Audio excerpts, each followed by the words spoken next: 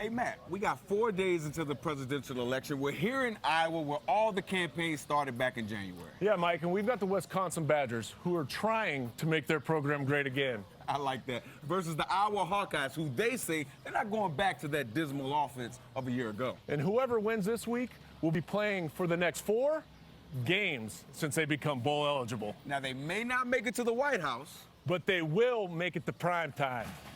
Live from Iowa City, it's Big Ten Saturday night.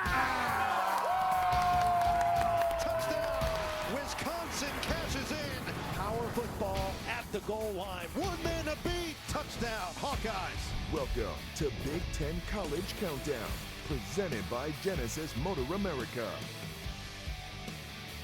Kinnick Stadium is set for a Big Ten Saturday night showdown in Week 10. It's home of the Iowa Hawkeyes, who are set to welcome in the Wisconsin Badgers to Iowa City. Now, the Badgers are coming off of a tough loss to Penn State at home as their second-year head coach, Luke Fickell, continues to try turning his team around. And speaking of turnaround, there's a brand new starting quarterback for the Hawkeyes this week. Junior transfer Brendan Sullivan makes his first start for Iowa tonight, looking to give his team a spark as they play for the Heartland Trophy and for bowl eligibility tonight in prime time. And our team always providing a spark. They're already in Kinnick Stadium for the action. Let's go on the field, presented by Genesis Motor America, saying good evening to Matt Castle and Michael Robinson.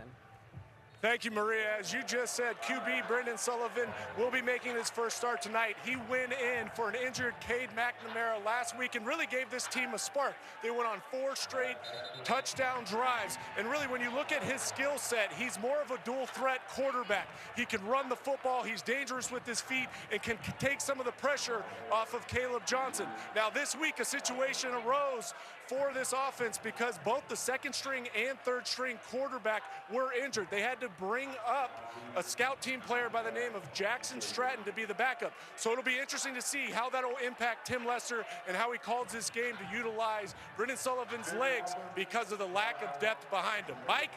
Very interesting, Matt. Now, I'm going to go on the other side and look at Wisconsin, and it's embodied in their quarterback, Braden Locke. He has to do a great job of protecting the football. Out of the 5 games he has started, he has had an interception in all 5 of those contests. And guys on the outside have to make plays. There were about 4 or 5 drops against a tough Penn State team last week. If they can make some plays on the outside, they can get the bodies out of the box so Tyree Walker can find some space in between the tackles. If they do that, you might see Wisconsin coming away with a win tonight. Real? All right, guys, and I love the election-themed open. I'd vote for both of you any day of the week. Yes, getting you ready for a Big Ten Saturday night showdown. It is Week 10. In Iowa City, you can see they're tailgating and getting set. The Heartland Trophy is on the line. A 72-pound bull. They've been handing out since 2004. Who's going to take it home here tonight?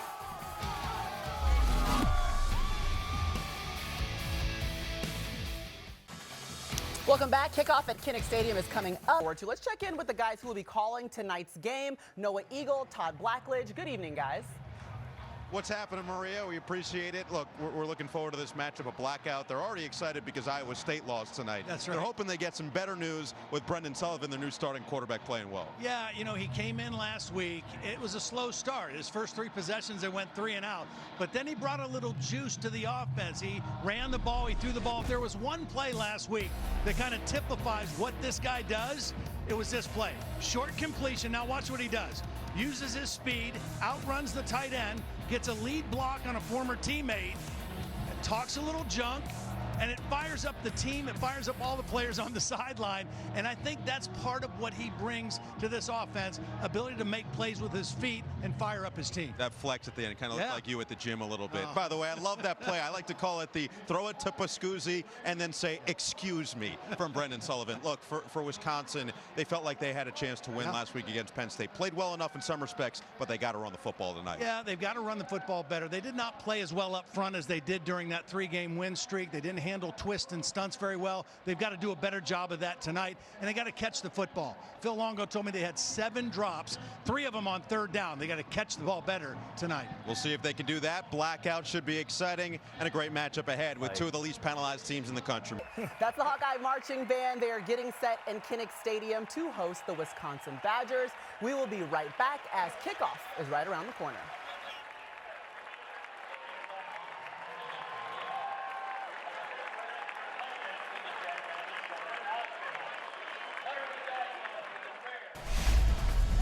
Big Ten Saturday night back in Iowa City. Mike Robb and Matt Castle hanging out on the field. They're going to give us a closer look at both of these offenses, guys. Right, when you start with the Iowa offense, you got to start with the new quarterback, Brendan Sullivan. His biggest strengths are his athleticism and his competitiveness. You saw it last week. It showed up throughout the game. Right here, I know Noah and Todd both showed this, but I'll tell you, they had this little boot right here. But I love this, Mike Robb. He's a QB, but he's a football player first and foremost. He's not scared of contact, and he's got to be careful, though, today, because we know that the depth chart's slim after him. Yeah, he definitely has to be careful, but look at this athleticism right here. You put the defense in conflict, right? And so all 11 players on defense have to worry about the ball handling of Brendan Sullivan. You look at him getting the end zone right there. They need more of that. They want to win tonight. And here he's working inside the pocket. He can't find anybody open. It looks like it's going to be a negative play, maybe a sack. But again, he can extend the play, get outside the pocket. He turns a negative play into a positive. Mike Robbins stays ahead. Yeah, he stays ahead. And now we're going to flip sides to the Wisconsin side of things. And they have to eliminate the self-inflicted wounds. First of all, catch the damn football. And I got some tape to show you guys exactly what I am talking about right here. You see Will Pauling right here in the slot. He's just going to do a little glance route. But when you have the opportunities in big games, you have to make the play when those opportunities come up. You see right here, Matt, they didn't make the play. And again, when you talk about opportunities, the margin for error is so small for Wisconsin, but he's got a wide open guy. You've got to put that ball on him, because right here, instead of 7 points, they settle for 3. You talk about that margin for error. Luke Fickell has talked to us about it for multiple weeks. Right here, deep into your end zone, you cannot give a gift to the defense. You see right here, and that's a gift. Penn State's defense takes this thing in for a score. Now, if this Wisconsin team wants to be the best version of themselves, they got to take care of the football, and they got to win the line of scrimmage. Maria, we're going to send it back on over to you before we get ran over by a bunch of Hawkeyes. Yeah. That's right, guys. Keep your head on a swivel. It looks like the Hawkeyes are lined up and ready to come out of the tunnel in Kinnick Stadium. What a beautiful blackout. All of the fans so supportive. We've been there in Iowa before. The support for this Hawkeyes team as they look to become bowl eligible against Wisconsin. What do you think that this game ultimately will come down to? It looks cool, but I never like saying it comes down to the quarterbacks, right? But here's one where I really do believe it. You love talking about the quarterbacks. Well, I get forced to talk about it sometimes. But what I would tell you is that this is one where I go, what quarterback can open up the offense to where they can get to the run game? Because we know both of these teams want to run the ball. And I'll take that a step further. I think for Braden Locke in Wisconsin, going up against a Phil Parker defense, they will give you things underneath, right? Like, this is a defense that is meant to prevent the ball from going over their head. Do you get bored? Do you try to force it into bad windows? Right. Do you just not take the plays that are there? I think he's got to be comfortable doing the boring thing on offense in this game. Agree with that. And listen, like, Wisconsin's been the standard for these types of teams. We don't have the West anymore, but this is the type of program, and obviously Kirk Ferentz has been there so long, setting a standard. Wisconsin trying to break through, trying to take that next step forward. And this is a big opportunity in a hostile environment. Definitely. Yeah. We're going to see what Iowa, what their new look offense is going to look like with Brendan Sullivan. That's what I want to see. I mean, yes, we know he can run the football, but is he going to be able to throw the ball better than McNamara could? Is he going to open up the field for Caleb Johnson, who's one of the best in the country? And if it doesn't happen, can the defense become the offense like they've done in the past, right? We haven't necessarily seen that part of Iowa this year either. Yeah, we always see Iowa defense, special teams. We'll see what they have against Wisconsin as they look to become bowl eligible. Kirk Ferentz, 28 seasons with this squad. Consistency is something that we know. All right, it is time to bang the drum. And today we do it with Marshall Yanda, former Hawkeye offensive lineman, 13 seasons with the Ravens, and won Super Bowl 2013. He's a baller right there. One of the best O-linemen in the last generation. He's pretty good at banging the drum, too. Borderline Hall of Famer. That's how good he is. I'm telling you. All right. Well, coming up, you're going to see Wisconsin and Iowa. It's Big Ten Saturday night. Noah Eagle, Todd Blackledge, and Captain Tappan will have the call. We'll see you at halftime.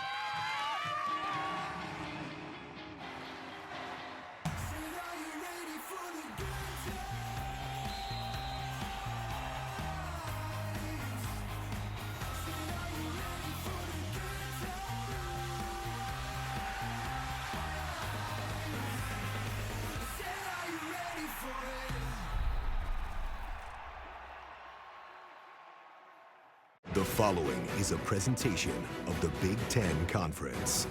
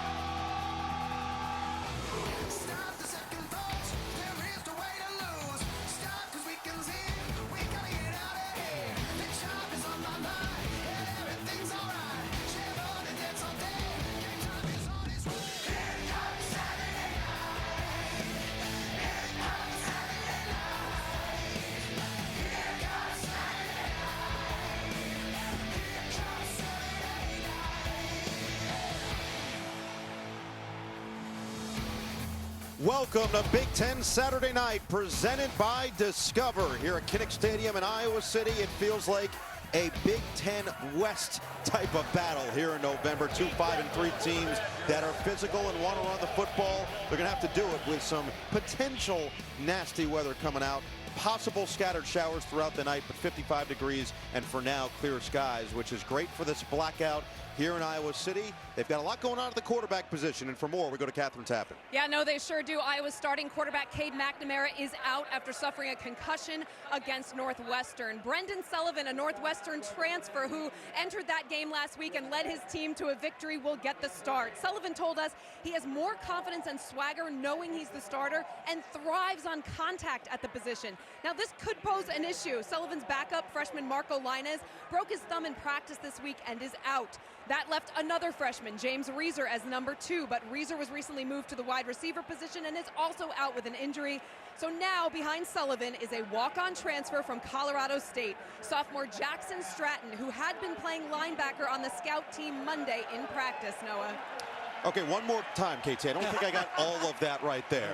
But either way, it is going to be a lot for Kirk Ferentz and Todd Blackledge. It feels like he's going to have to manage this running quarterback throughout this game. Yeah, I mean, it's a dilemma, right? Because Sullivan, the best thing he brings to the offense is his running ability, his ability to make plays with his feet. But how much do you want to run him? How much do you run by design?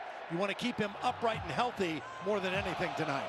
For Luke Fickell, coming off the loss last week to Penn State, he felt that they, in many regards, played well enough, but wore down, especially in that fourth quarter. 2 long Penn State drives really got to their defense. Yeah, they played exceptionally well defensively. They just have got to try to play a few more guys tonight to stay fresh, anticipating another game that's going to go into the fourth quarter, as this game typically does when they get together. Wisconsin won the toss, elected to defer to the second half. It'll be Iowa's offense led by Sullivan that'll start with the football. Gavin Lama Jr. will boot it away for Wisconsin, and Caden Weegan, who has been incredibly dangerous and finally broke a punt return last week in the win over Northwestern, always looks to return it from deep in his own territory. Crowd is ready. We are as well. Off and running from Kinnick.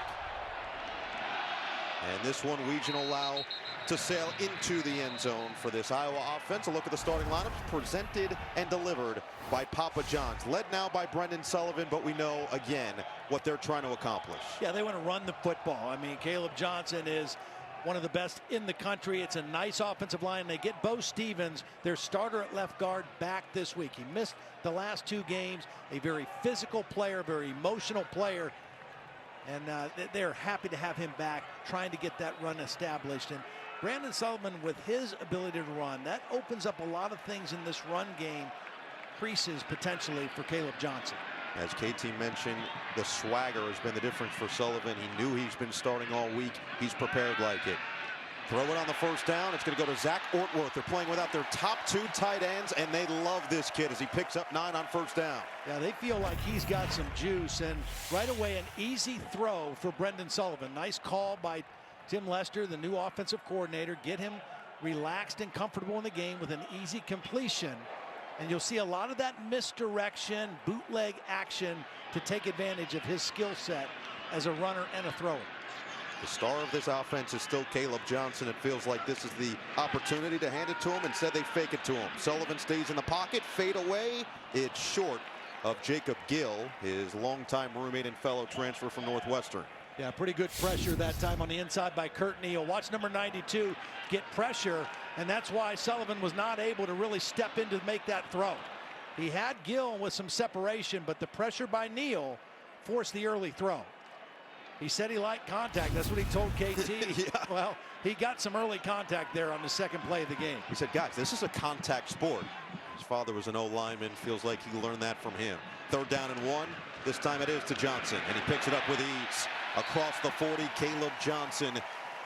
When Sullivan came in last week, he really took off against Northwestern, over 100 yards and 3 scores. Well, they showed a little bit of everything in this first possession. 3rd play, they give it to Caleb Johnson. He's very patient, has good vision. He's got an upright running style. But if he gets to the second level, his next gear is something. And Wisconsin very aware of not letting him get to the second level of the defense. One of Luke Fickell's biggest keys of the game. Can't do it here. He gets bounced forward towards midfield. They'll stop him there to set up 2nd down and 2. Luke Fickell very familiar with Caleb Johnson. He's from Hamilton, Ohio. Luke was, of course, the head coach at Cincinnati. His son played against him in high school. He's kind of watched him for a lot of years, and he said, if we don't get population to the football and wrap him up, he will wear us out. And they're very aware of his talent. Something about those Ohio high school football players, huh, Tom? Yeah. Here's Johnson again, keeping the legs churning, and he'll be short of the 1st down. Nice job. That was what Luke Fickell, the word he used is population to the football when you've got Caleb Johnson running it. Well, they got it that time. Now this 3rd and 1, and again, this is where the addition of Sullivan to the offense creates stress for the defense. Play action. Sullivan looking. Sullivan incomplete, a little behind. Jarriett Bowie would have been more than enough for the 1st down, and now a decision early for this Iowa offense. Yeah, he had him. He just threw the ball behind. This is a tough catch for Bowie to make, crossing the field, trying to reach back.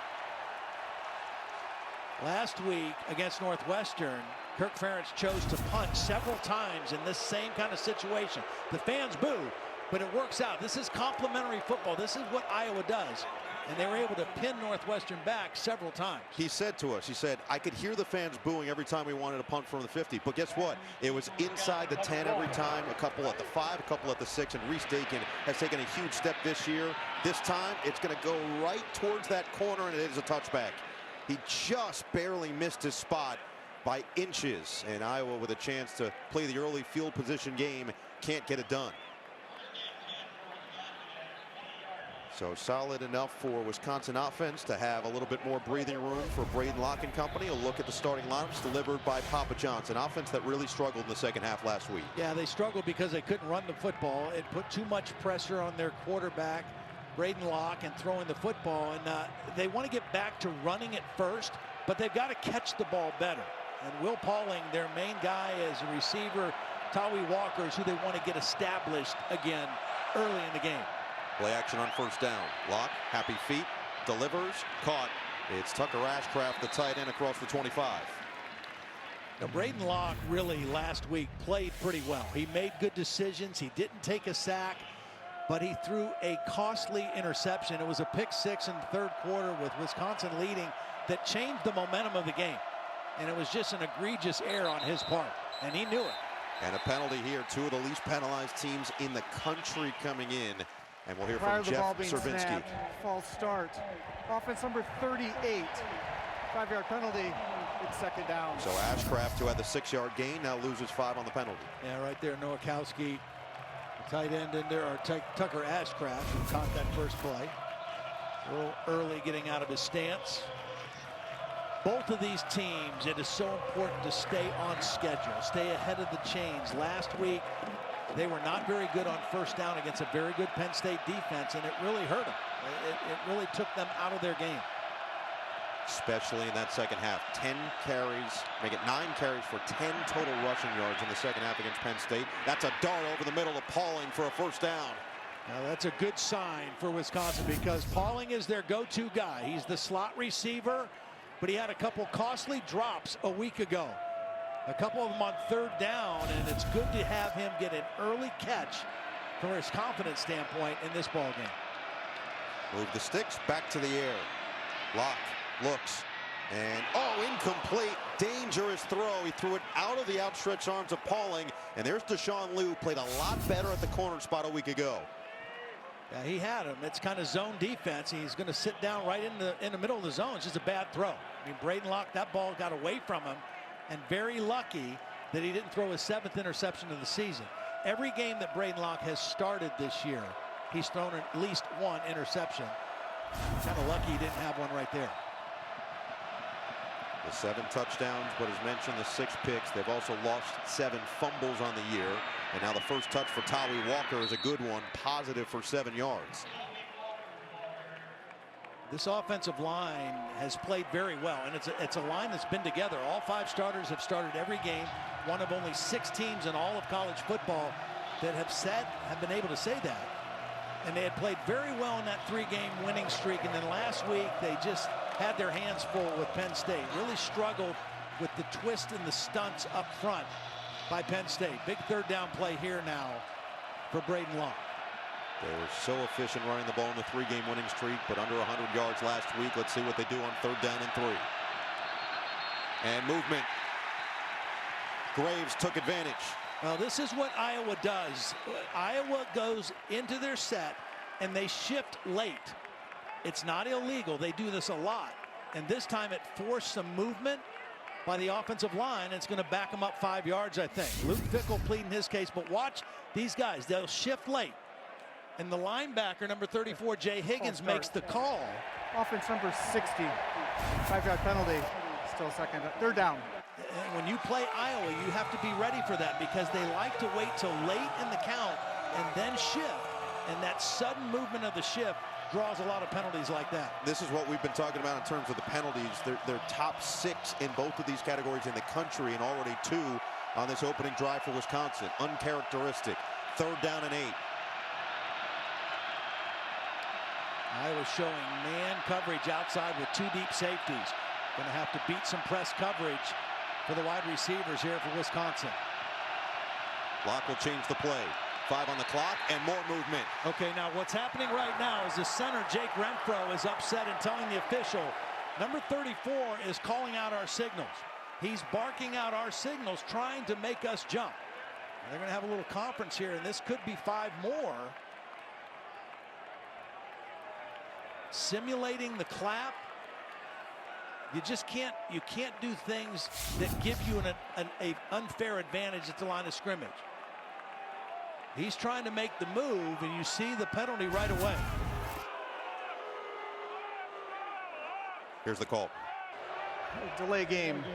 Defense shifting abrupt to draw and prevent from the offense. 5-yard penalty. It's still 3rd down. So back to where we started in this whole back and forth. Now the difference, okay, the difference in the last 2 plays. The one before, he called it verbally and they shifted and it's not a penalty. It drew the penalty, it was on the offense. That time the clap simulating the snap clap, and that was a penalty against the defense. And that was something that was very much a high priority item coming into the season for officiating. So it makes it 3rd down and 3, and it's going to be more penalties on the field. This is remarkable for these 2 teams. Ashcraft and Nelson both with some happy feet early. Delay a game. Defense number 94 shifting abruptly to draw reaction from the offense. That 5-yard penalty results in a 1st down. I don't get that one there. I don't think that was anything trying to draw a penalty. I think he just was trying to guess on the snap count and guessed wrong. Terry McCauley, do you see anything here? Yeah, no, Todd's exactly right. This is a perfectly normal stem. He can change his hands. There's no non-football movement at all. He can be quick and abrupt. That's perfectly legal what 94 did. This is a false start in the offense. 1st down throw, Locke stepping up in the pocket. He gets dumped. Y.A. Black, his 1st sack of the season.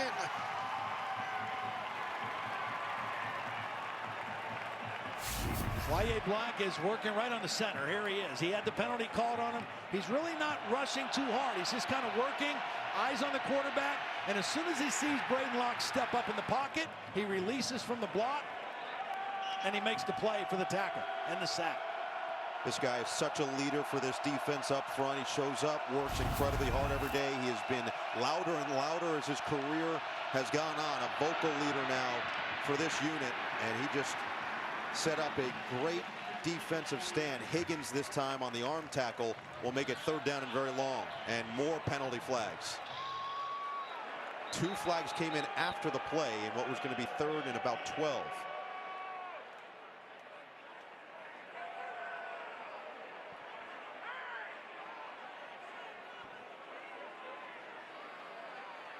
What a sloppy start. Again, we put the graphic up. Unsportsmanlike conduct.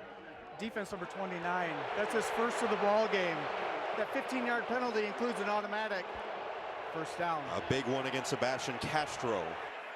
Rare to see him make a mistake. We saw this as a big factor in that Penn State-Ohio State game in the 1st quarter, extended an Ohio State drive and resulted in a touchdown. Yeah, one of the real leaders. I mean, they missed him for a little bit of time. The game we did against Michigan State, he was not able to play, and he's just trying to get a guy off his guy. Oof. I don't know. I think they need to loosen up a little bit here, the officials. So Walker to the edge, and he gets tripped up from behind by Ethan Hurkett. These are two very similar teams, very physical, play a similar style. It's a trophy game, too. There's emotion. Trophy game. Loud environment, Luke Fickell, they know the urgency they have to play with. Phil Parker, defensive coordinator, one of the best in the country on the Iowa side. His unit very rarely makes mistakes, but a couple critical ones here have kept this drive alive for the Badgers. There's Phil Longo. These are just two football guys going toe-to-toe. On the offensive side, Phil Longo. Defensive side, Parker. Now under 5 on the play clock for Locke. Play action. Locke. A rifle. It's caught. C.J. Williams to the 25. Well, this is an RPO, which means they have a run-pass option. Single coverage. He gets behind the corner. The underneath coverage came to favor the run. And that opened things up. Locke is reading the linebacker Jackson, number 10. As soon as he saw him at the line of scrimmage, threw it right behind him for the completion. This is a team that 43% of their plays are RPO plays, a run-pass option. Beautifully done by Braden Locke there. These numbers courtesy of PFF, second highest among Power 4, and that was a very quick start for Tucker Ashcraft. He got a full release. All start. Offense number 38. 5-yard penalty. It's still first down. 6th penalty of the drive between the two teams. Second on Ashcraft for leaving too early. I wonder if he was a primary target on that play. He got excited. He was getting off the ball. I get that. That could happen. So it makes it first down and 15. They had Dupree, the true freshman, running back in. Now it's Walker back out there.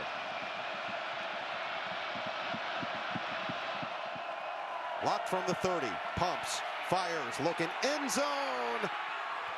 It is dropped. Yeah, ripped out by Deshaun Lee. He was looking for Anthony Lee with tight coverage the entire way. Good route, good throw, great coverage. Watch Lee not give up on the play. It's a good throw, and he just ripped it out. Watch the eyes of the receiver, saw the ball, and ripped it out on the way to the ground. Well done by Deshaun Lee.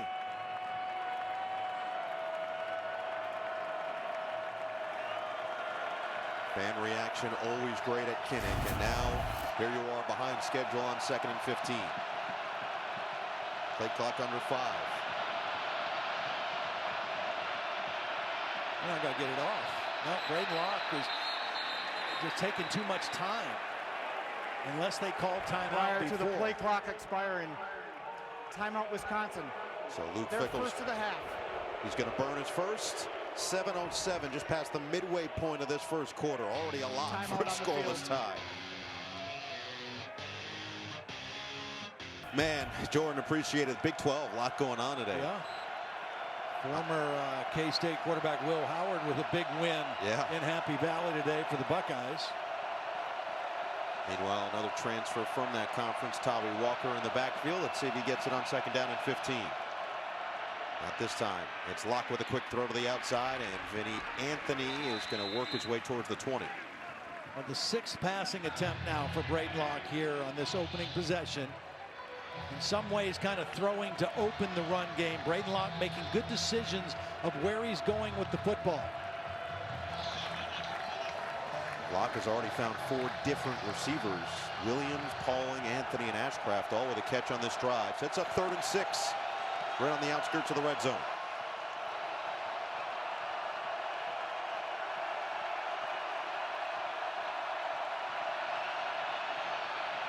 A lot of communication. Walker in the backfield. Locke pulls, rifles outside, incomplete, too far in front of Kekahuna. So field goal opportunity here for the Badgers.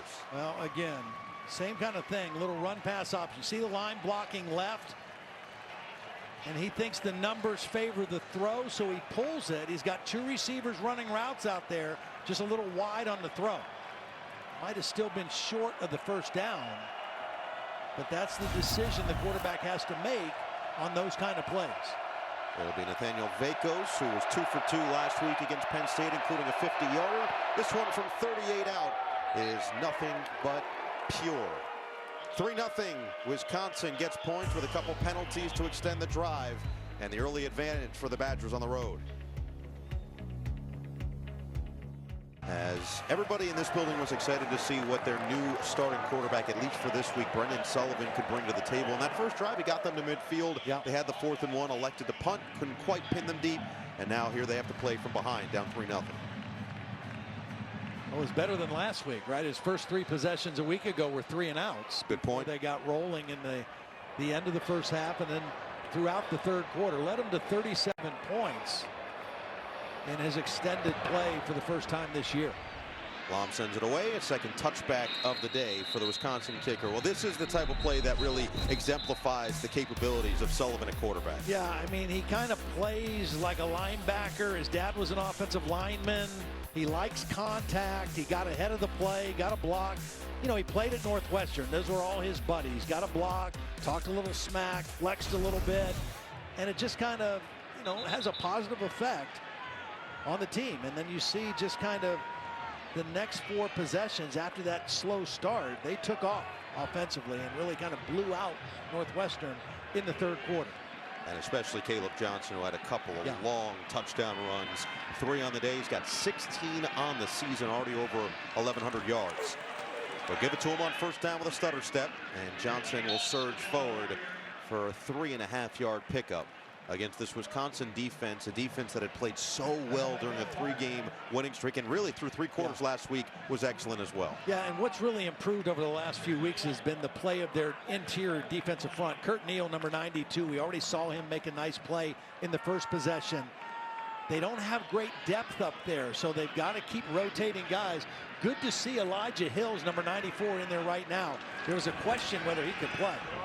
Quick throw, another catch. This time Bowie's going to be a yard short to set up 3rd down and short. Forkurine was right there to make sure he didn't get any extra progress. This is a Wisconsin defense that Luke Fickell said they wore down in the final quarter, especially considering the time of possession. You look at over 11 minutes, Penn State was driving methodically down the field and just didn't quite have the depth for Mike Tressel and company. Yeah, they just, you know, that's what they like to do. They like to wear you out, you know, and Penn State was able to do that in the 4th quarter. This is going to be a handoff for Patterson. He just burst through the hole. Oh, the stiff arm down the sideline. He completely discarded. 9-0 Forkurine for a gain of 16. He shows a little burst, too. I mean, a little different running style. He pops through that hole, and then the stiff arm and a little burst to get to the sideline and a nice first down run. Well, Todd, there's been so much talk about Caleb Johnson, and rightfully so with the season he's had. But Kirk Ferentz has said that Jazian Patterson's the best they've seen him run this year. And he's primed, certainly when Johnson does move on, to kind of take that mantle himself. Here is Johnson. Same side, same result. Gains 11. Now watch the blocking on the left side. We talked about getting Bo Stevens back. Mason Richmond, watch the left guard and the left tackle clear the way here. Excellent blocks. The wide receiver comes in and gets a block on the linebacker. That's Bowie, number 0. And Caleb Johnson just kind of picking his way. I mean, he runs about 10 yards before they even put a hand on it. He leads the FBS in rushes of 20 or more yards. He's done it 20 times this year. Not going to be happening here. Loses a yard on a nice bolt by Elijah Hills. Yeah, quick reaction by Hills. Did a nice job getting to the second level and then coming right down the line of scrimmage. Watch 94 right here. Watch him just get across the line of scrimmage and then take the right track right to the football. Didn't get to practice much this week. He's been an impact player here over the last 3 or 4 weeks. And it's a big bonus that he was able to play tonight. Shifting here with Ortworth and Johnson back to their comfortable spots. Sullivan to Johnson, has to make a move. He gets sandwiched and loses more yardage. Aaron Witt, Christian Allegro, both there to make the play. Yeah, we're going to see a lot of Christian Allegro. He's a very athletic linebacker, partly because Jaheim Thomas, number 7, who is their normal starting inside linebacker, he was questionable whether he could go tonight. I don't think he's been on the field yet. I think Allegro has been out there. And so we'll see a lot of number 28. Very athletic, rangy linebacker.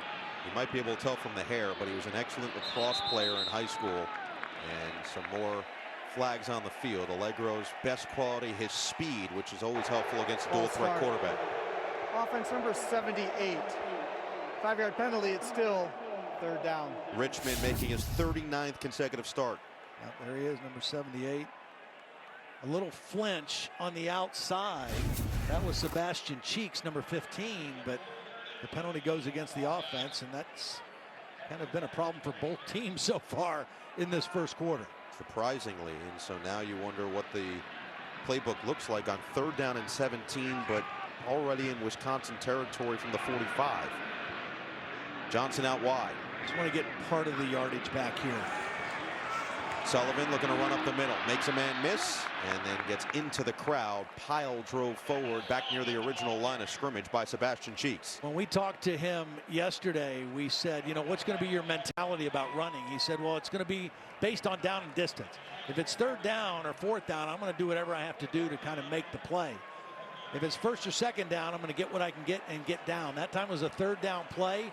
Tried to get it up the field and get it in field goal range, and did a nice job of doing that. Well, it's in range, but only so much for Drew Stevens. This would be a career long. He's made from 54 2 seasons ago. This one from 56 yards out. Curving. Oh, it hit the upright. No good. Had plenty of leg from way downtown. Just couldn't quite find the accuracy. And Wisconsin will hold the lead. Another look at this from Stevens. He gave it a ride, just didn't quite put it in the spot. And Wisconsin keeps the 3-point lead here in Iowa City.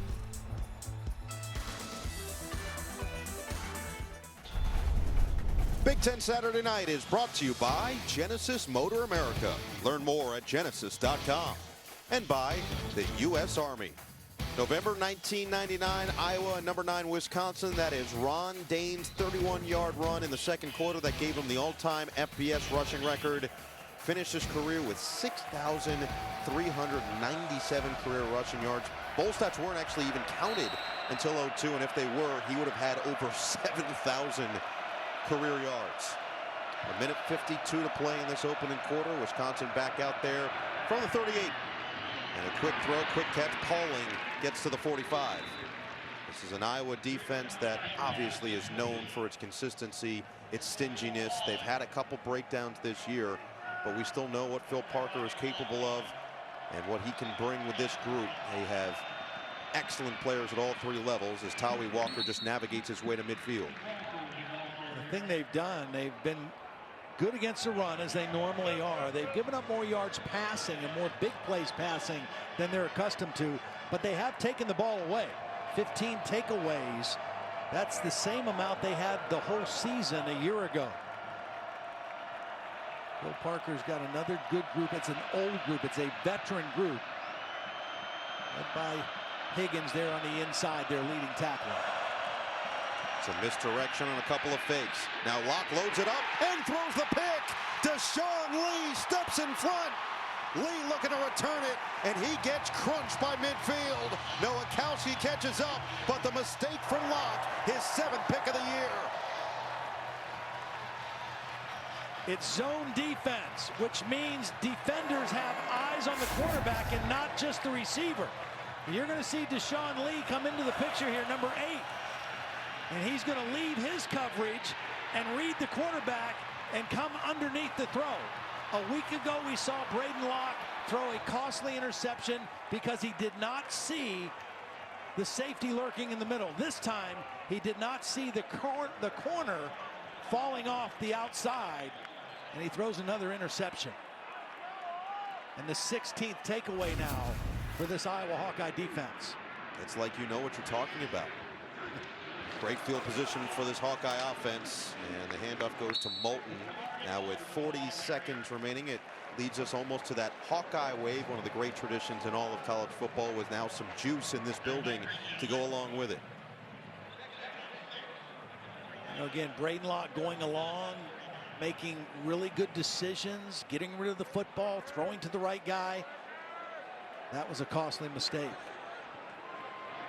Large and Pascuzzi both in here on 2nd and 5, and what could be the final play of this opening quarter. Large the motion man, Sullivan to throw. Over the middle, it's caught. Back to his roommate, Jacob Gill for the first down. Waller pops him after the gain of 16. 15 minutes in the books, and now to one of the great traditions in all of college football, the Hawkeye way. That is the end of the first quarter.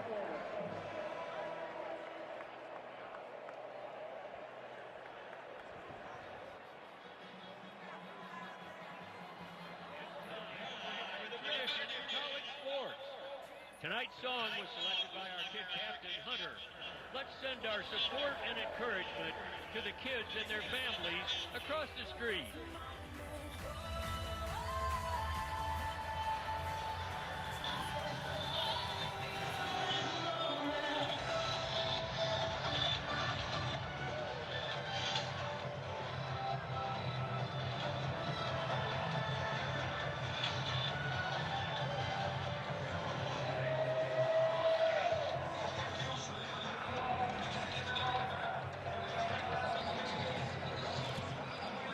Jordan had a feeling that might be a tough battle for A&M as we get set for the start of the second quarter. Aerial coverage is brought to you by the Ford Power Promise. Just got to see the Hawkeye wave. For more, we sent it down to KT. We sure did, Noah, and it's special. It started in 2017. Nearly 70,000 of us here inside Kinnick Stadium waving to the patients and the families inside Stead Family Children's Hospital. Now, Kirk Ferentz has seen every salute. He said what he loves most is this wave recognizes children receiving treatment in hospitals everywhere. It reveals a true sense of community, and it's a tribute to those who make a difference. The unsung heroes are the doctors and the nurses, guys. He said it reminds him a lot more of sports teams. It's not like a sport injury where you're healed and okay, see you later. They all stay in touch. They all make sure that they follow up with one another for years to come, which is very cool, and Kirk has loved being a part of it. Now he's loving to see if his team can move the football the way they did to finish that first quarter. And he's got to love that last throw by his new quarterback, Brendan Sullivan. They put Weegan, the returner, in there in motion, but instead they're going to hand it off for Caleb Johnson, and this is what he does. Just chews up yards, going to pick up a little over 10 and move the sticks. So one of the things that Brendan Sullivan does is he protects the run game. So this is going to be a run here, but watch how he affects this defensive end by carrying out the fake. You have to respect whether the quarterback is going to keep the ball. That means if he can do that, you don't have to block that guy. So that's one extra guy that Iowa doesn't have to worry about trying to block with an offensive lineman or a receiver. He does a very good job of that because of his ability to run. Kirk Ferentz said, yeah, we might lose a little in the pass game, but we gain a lot in the run game, and certainly this guy's the beneficiary. Caleb Johnson, 1st and goal, Iowa. Well, this look from above is going to be brought to you by Walmart. Watch Mason Richmond and watch the roommate Jacob Gill with a block too. The left tackle opens it up. Nice cut. And then the receiver blocking downfield. Whenever you get explosive runs, it has to happen with receivers blocking down the field.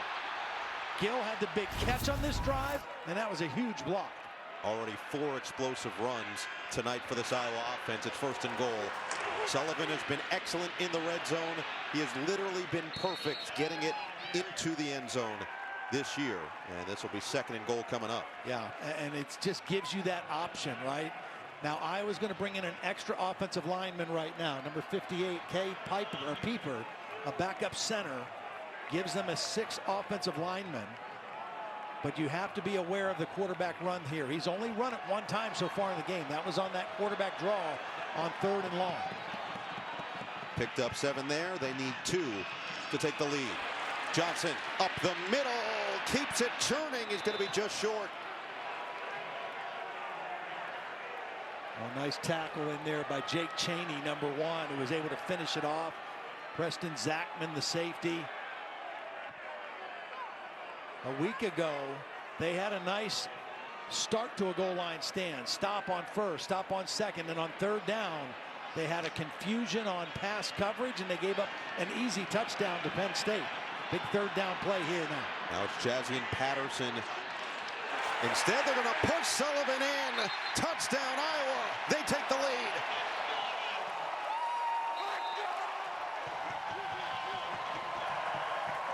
Hayden Large with the push. This kind of looks like what Penn State tries to do sometimes with Tyler Warren. They're going to bring Large in motion and then stop him right behind the quarterback. And then he's going to get the push. He makes it look like he's going across the formation. We reset the game clock and to he gets the push. 12:49. And a nice block by the center and the left guard also. Logan Jones and Bo Stevens. And if Drew Stevens can add this extra point, which he does, that is now 58 points allowed by this Wisconsin defense off of giveaways this year. It started with the interception thrown by Braden Locke, and this is what Sullivan can bring. The extra layer with his legs. Hayden Large big with a push, and Iowa with the early lead.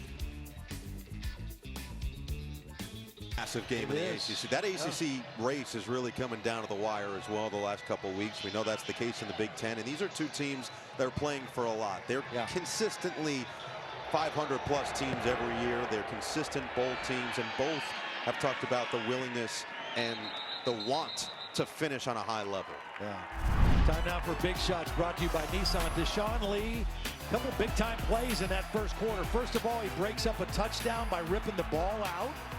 And then he's going to do one better than that on the interception. Now, I want you to watch this. Right now, this is what Braden Locke sees. What he doesn't see is this corner, Deshaun Lee, who is going to get his eyes on the quarterback, come off the outside man, and come into the play and make the interception. And Braden Locke did not see him. And for the second week in a row, he gets fooled in coverage and throws an interception. Great start. That was the side of the field. You know, they're comfortable with Jamari Harris. They were wondering who would step up on the other side. Here's Nowakowski on the catch. He is absolutely shoved backwards by Sebastian Castro. And once again, the inability to get productivity on first down. It hurt them last week. And they can't afford 1-yard gains, no-yard gains on first down. They've got to stay ahead of it. Last week, look at that, 27 plays. 15 of them gained 2 yards or less on first down. They also threw on 61% of plays last week, and so far it's been more of the same. They haven't run the football.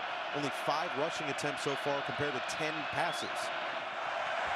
Locke again to the air, this time batted down at the line. Deontay Craig got a hand on it, and it's 3rd and 9.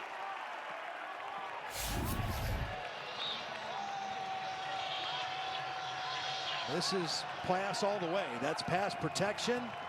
The only problem is the right tackle, Riley Malman, didn't get the hands down of Deontay Craig, and he allowed the deflection to happen. Now it's definite pass situation, right? 3rd and 9, unless you try to slip a draw in here. Tawee Walker only 4 carries in this game. He's gone for 16 yards, averaging 4 a pop.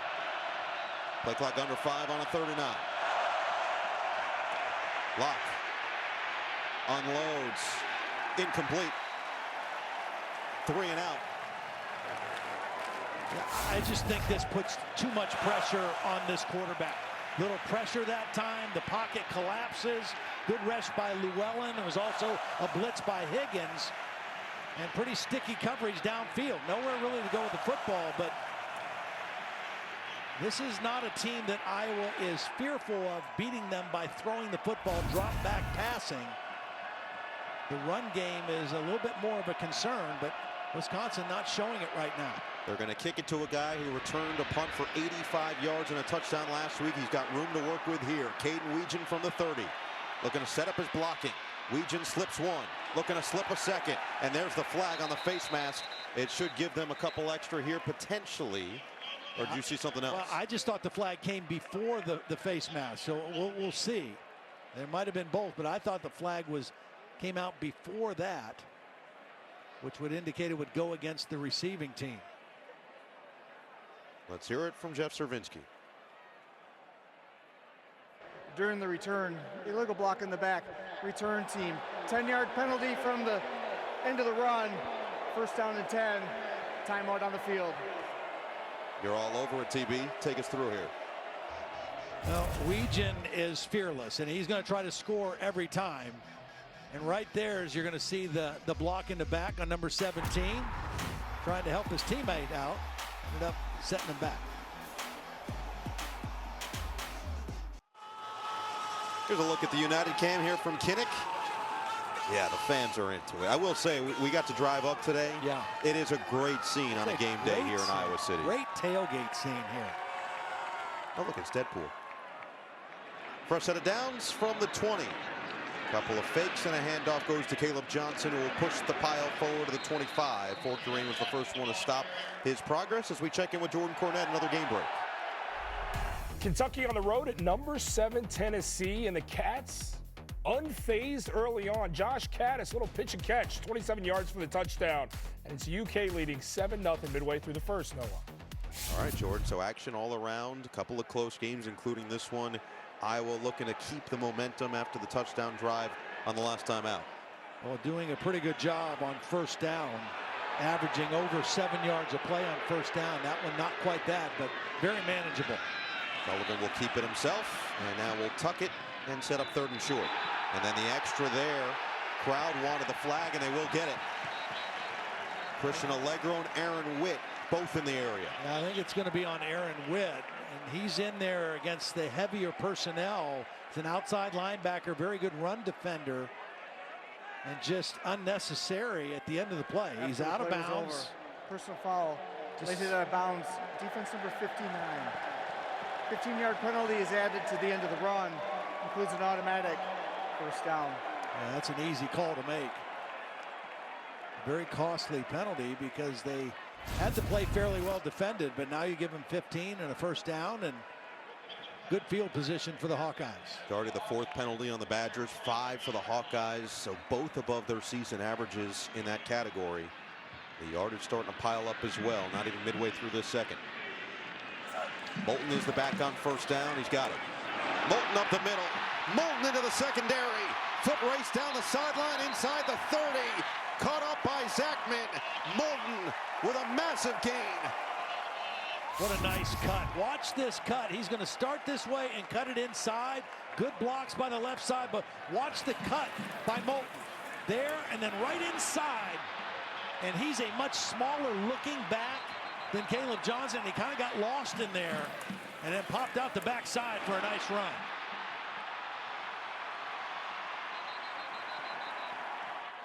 He was asked about his mentality earlier this year. He said, when I see green, I go. That one goes for 30. Now it's Sullivan back to the air, looking to extend the play. Sullivan directing traffic, gets a block from Johnson, and Sullivan will pick up 9. And again, this is one of the dimensions that he brings to the offense that maybe Cade McNamara could not. Play breaks down. He wants to go pump and go and go deep, but the pocket collapses. But he still is able to extend the play and turn a negative play into a positive one with his athleticism and feet. I mean, this is what this guy wants. He embraces the contact. He wants to talk a little smack after the fact. The basketball background, there's Cade McNamara, and Brendan Sullivan said he's been a huge help for him every step of the way this year. First down run there inside the red zone for Johnson as he's spun down by Jake Chaney, the linebacker. And I talked to offensive coordinator Tim Lester this week about Brendan Sullivan and said he's a fun kid to watch because the play is never dead. And that was a perfect example on that play. Just extends it, makes it into a second down and short. There's Tim Lester, former head coach at Western Michigan, was an offensive analyst assistant with his good friend Matt LaFleur in Green Bay last year. Lester recruited Sullivan while he was at Western Michigan. This time it's Johnson. It's over. Touchdown. That's what he does. Too easy. 16 yards out.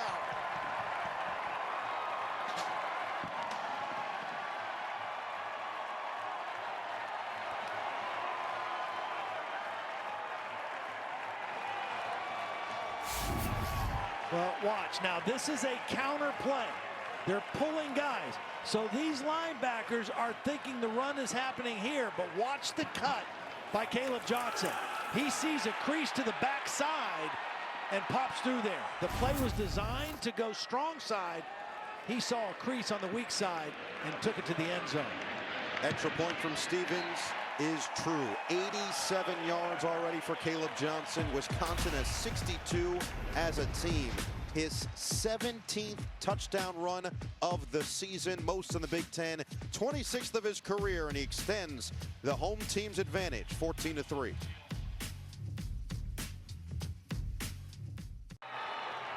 Todd, Caleb Johnson's having one of the best individual single seasons in Iowa history now, tied for second in school history in most rush touchdowns. The yardage is slowly getting towards that Sean Green total from 2008, and the maturity is what you hear from his team, his teammates, his coaching staff, and even from himself. He knows he's a more mature player this year. Well, I think how that maturity shows up is what we've seen already tonight: the vision, the patience, the cutting ability, sometimes using power, sometimes using speed. I mean, he's the whole package, and his patience is really impressive tonight. And if it weren't for Ashton Genty over at Boise State, he would be the clear-cut Doak Walker type choice this year. Well, Wisconsin's first down struggles are continuing tonight against Phil Parker's defense. Why is it so important to be good on first down? Because if he gets you 3rd down and 7 or more, they're one of the best in the country. Teams against them, 3rd down and 7+, coming into this game, were 4 for 45. The only team that was better than that was USC. That's 8.9 conversion on 3rd down if you need 7 yards or more. So far tonight, Wisconsin 0 for 2. Both were long yardage situations. They have to be better on first down, and they have to get Tawi Walker the football. He's averaging 4 yards per carry. The problem is he only has 4 carries. So we'll start from the 25, and here is Walker. This time he runs into a wall. Aaron Graves, the first one there, and greets him with a bear hug. These two guys on the inside, Walker and Black, do an excellent job of playing gap control, fighting off blocks, and finding the football. They're physical, they're veteran, they're savvy, they use great technique. And there's a first down run that doesn't gain very much. Not necessarily at the top of the list in terms of the stats, but they do their job inside every single down, and Walker again is bottled up at the line of scrimmage. Jeremiah Pittman, Wyatt Black getting a rest, and the guy who spells him comes in and makes a play. And there you see it. Always talking, always rooting his guys on, number 94. And another 3rd down and long. 0 for 2 so far tonight on 3rd down for Wisconsin. Playing right into the hands of this Iowa defense. 4 receiver set. 3rd down and 8. Locke delivers behind his intended target, C.J. Williams, and incomplete, but a flag is down. Holding. Offense number 79. That penalty is declined. It's 4th down. Another 3 and out.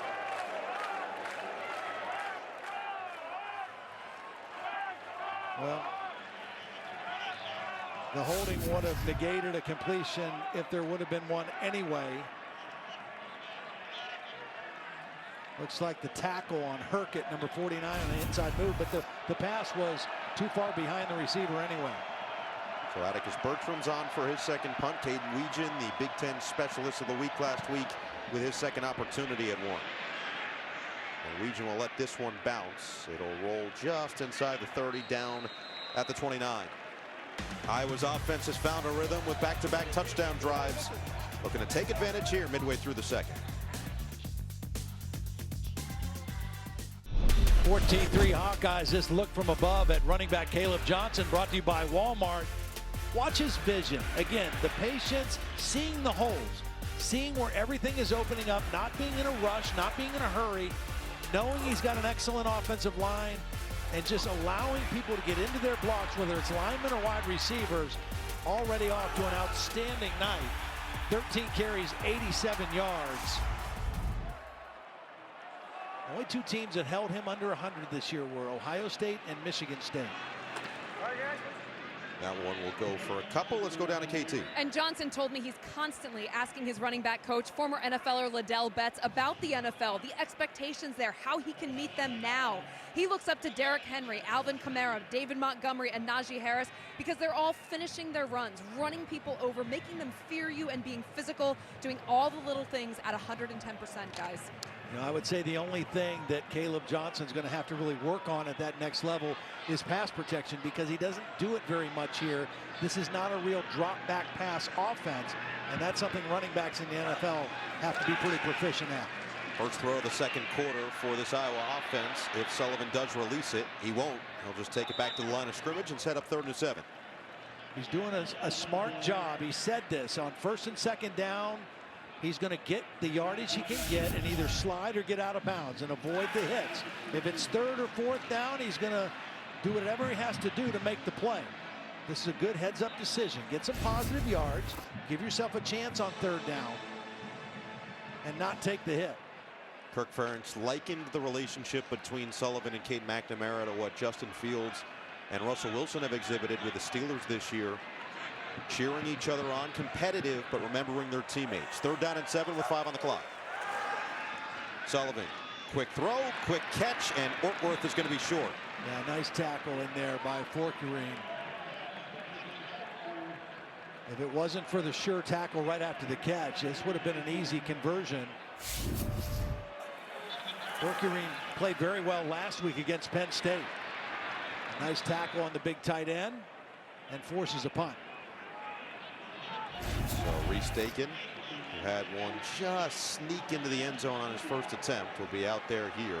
Hunter Waller back to return, and he said that he knows that he can change the game with just one play with a positive return. Good hang time here. Waller gets hit as he was just pretending to track it, and Dakin has done it again. Inside the 10. This one's going to be downed at the 6. 3 punts in a row in the first half a week ago landed at the 6 or better. This one, Hunter Waller lets it go over his head, kind of showing like he's going to catch it. Took a shot on the hip. Intringer came in, defensive back, and took that shot on Waller. But to go from Tory Taylor to a 19-year-old Australian who had very little experience in organized football, especially at this level, had never been to a game, the strides he's already taken this year have been remarkable. Yep. But more importantly, Waller feeling the effects of that hit, and that's the danger of having arguably your most impactful player out there on such an interesting play. Approaching the 5-minute mark of this second quarter. Quick throw to the outside to the freshman Dupree, and he's going to swing it all the way to the 19-yard line. You know, let's bring Terry. And Terry, people, especially Wisconsin fans, might be curious why that would not have been a penalty with Waller being hit. It's not, Todd, because he's not in a position to catch the football. Had he been, it would be fair catch interference or kick catch interference. But since he's not in a position, and it's really not unnecessary roughness either, it's not a foul. And maybe that's part of the inexperience of Waller also, not knowing that he can get hit in a situation like that. Locke is going to keep it himself, dive forward, lost the football at the end, but they're going to call him down. Higgins jarred it loose and may have come away with it, but it'll be a gain of 2 instead for Locke. He definitely went down, and the ball came out after he hit the ground. Trying to dive and save the hit. Are we sure? Well, no, I'm not positive. It was punched out by Higgins. Yeah, right there. Oh, yeah. So the knee is down. Yep. 2nd down and 8. Dupree stays in there in the backfield. Kekahuna, the man in motion. Lock over the middle, tipped up, incomplete. Wampa had a chance after it went off the hands of Ashcraft. Well, that one had some heat on it. It was an accurate throw, but a lot of heat coming across the middle, and Ashcraft just not able to bring it in. When you throw to a tight end like that, that's where you want to put the ball, right on his face mask, but Ashcraft not able to bring that one in. And guess what? It's 3rd and 8. Yeah. Looking for their first 3rd down conversion of the night. You got to believe Pauling is the guy they want to try to find a way to get the ball. Bunched up at the bottom with They got to call timeout. Burrows. They got to call timeout. And they do. Prior to the play clock expiring, 2nd charge, team timeout, Wisconsin. I think it's safe to say that the Wisconsin offense is discombobulated. They just don't have any rhythm. They don't have anything going. And give credit to the Iowa defense. The last time we saw Iowa, They gave up 462 yards to Michigan State and 32 points. Then they came back against Northwestern and held them to under 200 yards. Took the ball away 3 times. Similar kind of defensive performance tonight here at home. Take a look at this Hawkeye defense. It's a veteran group. Rushing the passer, collapsing the pocket, playing fundamentally sound. Herkett chasing down the run from the backside, and then Deshaun Lee with a couple of huge plays in the first half. One taking a touchdown away, and then one setting up a touchdown for his team with the interception. 3rd down and 8. Just under 4 to play in the first half. It's Locke over the middle, tipped at the line, and incomplete. Burrows, Pauling, he's looking for his go-to guys. Higgins always seems to be in the right place at the right time. Higgins is the guy that's going to get the tip. Watch, he rushes, but he's only going to rush partly. He's keeping his eyes on a quarterback, and he moves into a position right in the throwing lane, times his jump, and gets the play. Yeah, he's such an interesting guy, a guy who waited his turn here at Iowa. Played behind Jack Campbell, a great linebacker here for the Hawkeyes. Learned from him, didn't get frustrated and leave, and he's had 2 outstanding seasons as a starter. Legion has to back up here. He lost his footing, and it takes an Iowa bounce initially before it settles all the way at the 26. That's where this Iowa offense will start. 8 drivers remain. Only one will be Cup Series champion. The NASCAR playoffs continue from Martinsville tomorrow on NBC. Excited for that one. Shout out to the Wheelman. Yeah. Just looking forward to what should be some fantastic action as the series winds down. Meanwhile, remember, Wisconsin did defer. They're going to get the football to start the second half, but this could be huge to go up another score. Yeah, and you know what? In that second quarter, you know how many passes Iowa attempted? 0. They ran the ball for 97 yards and scored 14 points. And there's been a recipe for success, so they'll continue it with Patterson. Jumps through and gets to the 30. It's been even as well. You've got the 14 attempts for Johnson, but Patterson has seen a little bit of action. Sullivan has run it himself. Moulton had the big 30-yard pickup as well on the ground. And then when they've had to throw it, Sullivan efficient, 5 of 7 with a 34 yards. And again, we mentioned it, their leading tackler, Jaheim Thomas, an inside linebacker. He's been out there a little bit, but not much. Christian Allegro has been in there the most, and they miss his presence in the middle of that defense as well. Send Ortworth in motion on 2nd down and 7. Now Sullivan will look to throw. Sets the feet. Oh, it was on target, but dropped by Seth Anderson. It's a good job by Sullivan. Knowing he had to get rid of the football, so he stops and sets his feet. Watch on the bootleg. Gets outside, but he knows he can't get all the way outside, so he stops, sets his feet, and should have been a catch. A bit of an off-balance throw, but still accurate enough that it should have been caught.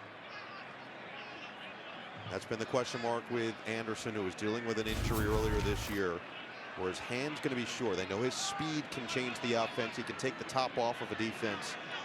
Can he catch it in the big moments? Now it's 3rd down and 7, and it is Sullivan again. Evades, rolls. Sullivan just throws it away. I don't think it got it. Yeah, that didn't get to the line of scrimmage. That's going to be intentional grounding. Allegro was the one who applied some pressure, and now they've got to break up a little extra after the play. So Jeff Cervinsky releases his flag. Intentional grounding. Offense number 1. The quarterback was outside the pocket, but the pass never made it back to the line of scrimmage. Lost it down at the spot of the foul. 4th down. Well, this is ugly, but it could have been a lot uglier for Brendan Sullivan because Wisconsin won that down. And, you know, as a new quarterback, a new starter, sometimes you try to force a play. That could have been a lot worse for Kirk Ferentz's team right there than the penalty.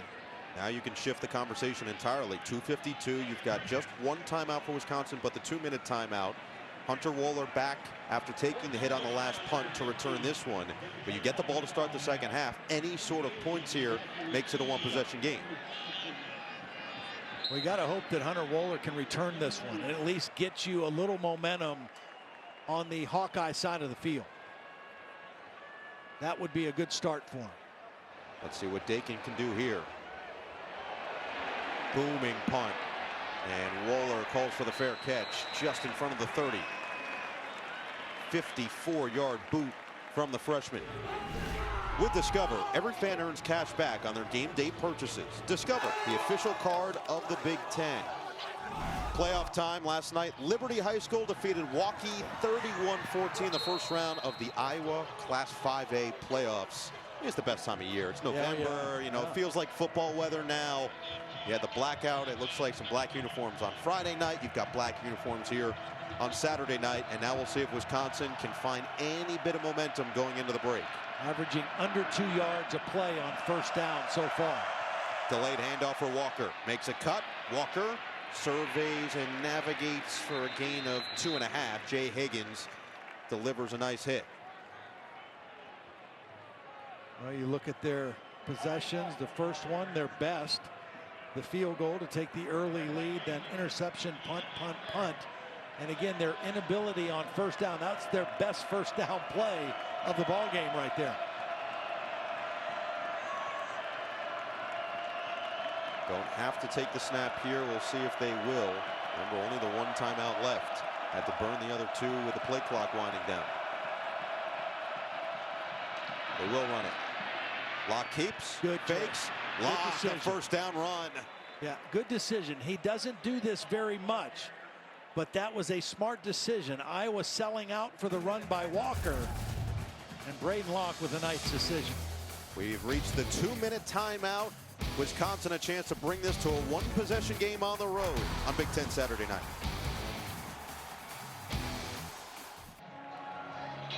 Coming up on the Xfinity halftime report. Upsets shake up the Big 12. Saw a couple of those early. An interesting race shaping. ACC contenders, Clemson, Pitt, SMU all in action. And Indiana continues. They were trailing at one point. It did happen, but now 9-0 on the season. Our guys in the studio will have all of that and more. Meanwhile, first down, final 2 minutes of this first half for Braden Locke and this Wisconsin offense. Handoff, Walker, patient. Walker just continues to get a couple extra yards at the end of that run. And now for Braden Locke, he got a nice little possession going here, but only got one timeout. Got to get a little bit of urgency here, moving the football and getting up to the line, getting everything communicated. Another good first down play. Sets up 2nd and 5 with Nowakowski in motion. Locke to the air. Continues to backpedal. Locke does find a completion. It's going to be short of the first down for Vinny Anthony.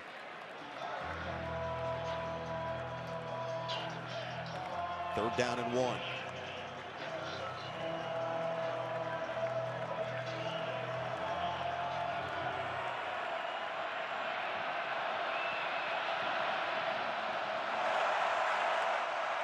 Locke tucks it and runs. And he's got it. The first third down conversion of the night for the Badgers. Now this clock will stop until they move the chains, so you don't have to use a timeout here. Locke a little slow getting up off the pile. He's got to get to the line of scrimmage and get the play call. So a couple of shots from both Wampa and Schulte coming from the secondary. Clock now rolling at 50 seconds to play in the first half.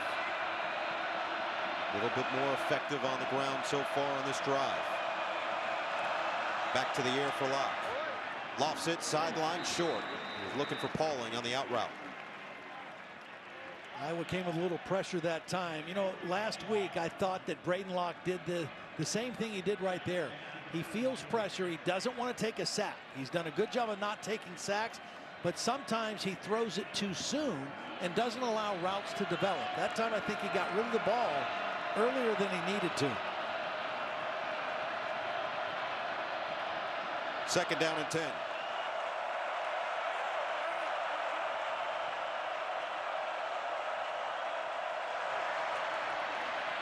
Locke uncorks.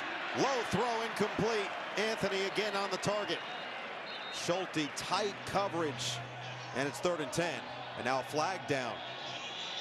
Back at midfield, right on that Hawkeye logo. Personal foul. Chop block. Offense number 60 and number 3. 15-yard penalty. Still 2nd down. Called on Huber and Walker, the right guard and the running back here. I don't think 60 was the guy. Walker didn't help out Huber. If you look at this again, I'm not sure about this one. Watch, Walker's going to help to the left. Huber's the right guard. There's a guy coming free, and Huber hits him, and then there's a hit after the lower block. It wasn't simultaneous. It was Brunner, 56, not Huber, 60. So now second down and 25, and this one will be blown dead with another flag. All that positive momentum. Yeah. Full start. Offense, number 38. 5-yard penalty. It's still second down. 6th penalty already for the Badgers. And Ashcraft has had 3 called against him specifically. Just look at this. This is, again, the November Big Ten matchup. Both coaches said we have to be incredibly disciplined. And meanwhile, Braden Locke is bleeding from his throwing hand. He's gotten knocked around here a little bit on this possession. Looks like his finger. Second down and 30. Locke delayed handoff. Read perfectly. Max Llewellyn devours Tawee Walker. Third down. Max Llewellyn is a quick pass rusher off the edge. Watch this spin move. He's the guy that got the safety a week ago against Northwestern. Quick spin move, beat the right tackle, Malman. Thank you. And then gets in there for a tackle for loss. Dupree had nowhere to go.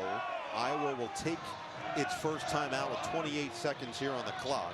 And now Wisconsin so backed up with a 3rd and 33 upcoming. You've got to run the football, one, if you're Wisconsin. No, you have to run it. And 2, if you're Iowa, 28 seconds here, you don't have the most explosive offense. But if you can get the field goal, extend this to 14, it might be worth. Then you've got a great punt returner to go with it. Well, and also you can try to block a punt. True. You know, you can go after the punt here and be very aggressive. Or maybe Weegen is able to pop something for you here as a returner. Weegen on the season is averaging 14 yards per return. Again, he had an 85-yard touchdown. He also had a touchdown in the season opener called back with a penalty. Dupree is the back on 3rd down and 33. From the 34. Handoff for the true freshman. And that's a good gain close to midfield as Higgins will add another tackle. Well, Iowa takes the timeout, but that was a good run because now at least if you get the punt off, you're going to flip the field. 30-second timeout. This is what we were referring to with Caden Weegen. It's not just the sense of having an 85-yard return. Look at how he set up the blocking and then the speed. He said he really learned from some of the guys in front of him. Cooper DeJean, of course, being the main one last year. He's got ability. And again, you used the word that Kirk Ferentz said to us, fearless. He's a fearless returner. He's earned the trust of his coaching staff this year, and they've allowed him to go out there and really make some major difference type plays this season. Yeah, Kirk Ferentz said that. He said he was fearless when he first got here, but his judgment wasn't always great. It's gotten better. I trust him now. And you know, Kirk's had a pretty good run of some punt returners. Guys like Tim Dwight and Micah Hyde and Cooper DeJean. And this guy seems to be following in those footsteps. He is a walk-on, came from junior college, and just always believed he was a Division I football player. He actually turned down scholarship offers from UMass, UConn, and some other lower-level programs. He's a hometown kid who wanted to play for the Hawkeyes and has earned his spot and then some. Bertrams will punt it away. And Weegen will just call for the fair catch here inside the 15 at the 13 with a flag down.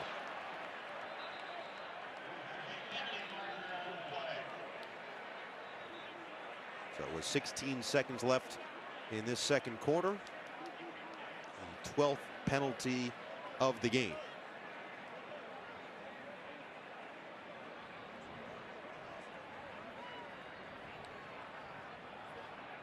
During the click, illegal block in the back. Return team number 3. Penalties enforced from the end of the kick, half the distance to the goal line. First down and 10. Jalen Watson right here. Yeah, that's a pretty good job by Will Pauling, getting in front of there and hustling in front of that play, drawing the penalty.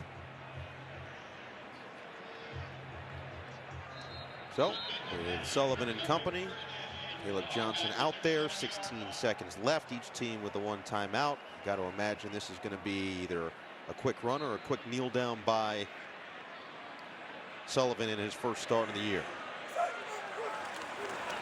They will run it. Johnson will add a couple more to his tally before Jake Chaney stops him in his tracks. And that'll take us to the end of this first half. Johnson finishes the first 2 quarters with 93 yards and the touchdown. Brendan Sullivan starting his first game of the season, 5 of 8, 34. Leading his team to an 11-point lead as KT stands by with her coach. Coach, how do you feel Brendan Sullivan has settled into this game? He's doing a lot of good things. Made a bad mistake on the out-of-bounds throw, but a lot of good things. Just needs to be a little more patient. In a game like this where so much is determined at the line of scrimmage, what will be the focus in the second half for your group? Well, first of all, we have to get less penalties. We're not playing clean right now. And we just got to continue to do what we're doing, do it a little bit better and stay with it. Coach, thanks so much. Thank you. 6 penalties apiece for 2 of the least penalized teams in the country, and it's 14-3. Wisconsin will get the football to start the second half, and our studio crew will fill you in on everything around the country next. Rob, Matt Castle, they're singing in the rain and giving us keys for the second half. Yeah, it's a beautiful night out here. The rain has just started, but for Wisconsin, they got to go in the locker room and regroup. For them offensively, first and second down, they've got to get some production. They got to stay out of those 3rd and long situations, take some pressure off of Braden Locke. And defensively, look, this is about pride. You got to step up. You know that this was going to be a physical, tough football game. And so they're in there right now in halftime. They're only down 14-3. Get the ball coming out. If I'm Luke Fickell, I'm saying we got to go score right now, make this a 1-possession game. Yeah, you got to come out and have some early success if you're Wisconsin. But if I'm this Iowa Hawkeye offense, continue to feed Caleb Johnson. Oh my goodness, the guy's averaging over 6 yards a carry, 92 yards in the first half. That left side of the offensive line is just mauling people. And if they can get the play action pass going, Brendan Sullivan has been very efficient, 5 for 8. If they can get the play action pass going, they can stretch the field. And I'm sorry, Maria, they're going to have even more yards for Caleb Johnson in the second half. I'm not sorry about it. And all those Iowa fans out there ready for their blackout won't be either if they walk away with the victory. Iowa looking to become bowl eligible. They're going to want more plays like that. Takeaways and touchdowns. Iowa Hawkeyes up 14-3. Noah Eagle, Todd Blackledge, Catherine Tappan. We'll have you on the other side of the break. No, you can't stop me now. I keep it coming now. No, you can't stop me now. I'm on a mission now. I'm on a mission now. I'm gonna crank it loud and keep it coming now. No, you can't stop me now. We had mentioned there might be slight showers in the area. Now 14-3 as we start the second half, and the rain has finally arrived. We welcome you back to Kinnick Stadium. Noah Eagle, Todd Blackledge, Catherine Tappan, Terry McCauley. For Iowa, you feel good about where you're at. For Wisconsin, you've got a lot to clean up. Yeah, you know, when we talked to Kirk Ferentz yesterday, he's been in a lot of these battles with Wisconsin. We said, you know, what's the main key for this game? He says typically the team that runs the ball better is going to come out on top. 152-47 advantage for the Hawkeyes in that first half. So, yeah, the Wisconsin offense just not able to get much going other than that first drive when they went down and kicked a field goal. They got to find a way to get their running game on track a little bit, take a little pressure off Braden Locke. Similar to the second half from last week against Penn State, it's going to be that first down success rate. They were great in that first half, actually went into the halftime locker room with a 10-7 lead, but could not sustain it and really got stymied on first down the rest of the way. They will have the football to start the second half here as we take a look at the big bulletin brought to you by Genesis Motor America. An 11-point ball game at Kinnick Stadium. This Wisconsin offense, as mentioned, the rushing yards just not where it needs to be. And the penalties has been a surprise. 6 for 50 yards in penalties, lowest first half rushing total of the season. Caleb Johnson continued doing Caleb Johnson things. 93 yards, the touchdown, 4 explosive runs in that first half alone. And for the quarterback comparison, the interception was a big backbreaker. It led to a touchdown. And for Brendan Sullivan, he does have the 1 rushing touchdown on the push. He's been efficient, not high volume, but he's made good choices overall. We'll see how Locke in this offense responds for the Badgers First down handoff, Tawee Walker, and that is a much better start on the ground as he'll get to the 30-yard line, and we'll send it to KT. Well, Luke Fickell was not happy at the half. He said we have to do a better job establishing the front on both sides of the ball. Regarding the penalties, he felt the officials need to call it on both sides, and he said in general his team has to do everything better in this second half, guys. Well, I mean, 6 penalties apiece, so right now it has been called on both sides.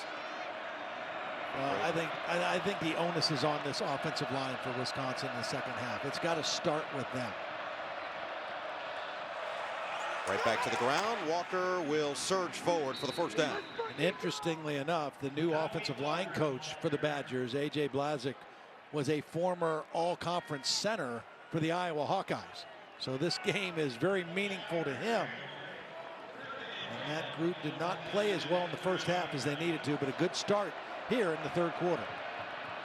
Safe to say Blaz, as they call him, knows about toughness here at Kinnick, as both of those handoffs, and make it 3 in a row that were positive. A couple of coaches actually that fit that bill. You've got one that was a former Iowa standout, one that was a former Wisconsin standout, now on their opposite sidelines and showcasing how they can potentially beat the other. Remember, this is a trophy game. Both teams have multiple trophy games down the stretch here, and this one means a lot for both sides.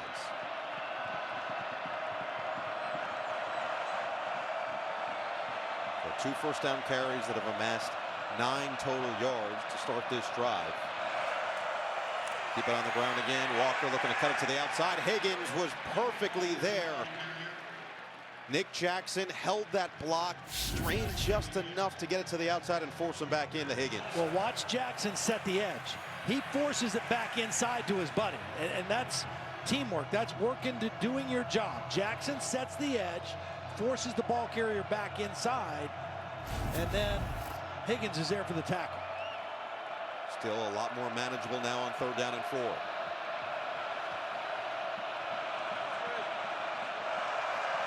Delayed handoff, Walker up the middle. He won't get there. He'll get to the 46 and set up 4th down and 2. Not getting the first down, but you got to be encouraged if you're the Wisconsin sidelines and coaching staff right now, because they got a little traction in their running game and with their offensive line, and a good punt here can back Iowa up. It'll be the 5th straight drive that will result in a Bertram's punt. Legion will stand at his own 10. Jason Pfeiffer, the long snapper, also the team barber. Bertram's had a fake punt a week ago against Penn State. 1-1. He avoided the block. He eventually ran it for 15. This time he's going to try to pin him deep. And the fair catch called for and made inside the 15-yard line. A 40-yard punt, and deep in their own territory. Iowa up 11. Will come out next in the 3rd. Peacock. See if Flacco can find that rhythm once again. 39 years young. Wow. Yeah. That is detailed. Really enjoyed visiting with Joe Flacco last year when we did that playoff game. Yeah, it was just, it felt like the Browns. He refound his love for the game, and this guy has a love for wide open space. Caleb Johnson, another 9-yard pickup on 1st down. Really nice job by Logan Jones, the center. Watch the center, 65. Kind of get a piece of 2 guys. Got Allegro at the end of the play. The linebacker was trying to run through, and the center just cleared him out. And Caleb Johnson did a nice job of seeing that and running right behind him. Over 100 yards now for Johnson. 7 of 9 games that he can say he's done that. Looking to add to that tally, and he will for a 1st down yards. Gets it across the 25 to the 27. So unlike Wisconsin, Iowa, because they've run it so well, has been able to take all the pressure off of Brendan Sullivan. They haven't asked him to throw it very much. He attempted 8 passes in the first half, completed 5. And Tim Lester has a lot more flexibility to take care of his quarterback because of how well they've run the football. It does feel like Sullivan's skill set benefits greatly from a Tim Lester offense. The way that he can utilize his quarterback. Again, run it with their superstar running back here, and Caleb Johnson will be dragged down after a gain of 2. Well, this is what he brings to the offense, just like last week. First of all, he protects the run game. He holds the backside defender, and that just makes it easier to run the football to the other side. He has the ability to run it on the design quarterback draw on a 3rd down. He can throw the football. This was his best throw the first half to his old teammate. And then he gets the touchdown with the push from behind. But just doing simple things and making good decisions with the football. Bolton now in there on 2nd down and 7 in the backfield. Fake it. Sullivan showing off the wheels across the 40 and out of bounds. So you protect the backside in 2 ways. One, by holding the defensive end, and then by pulling the football and running it. Same concept. Hold it.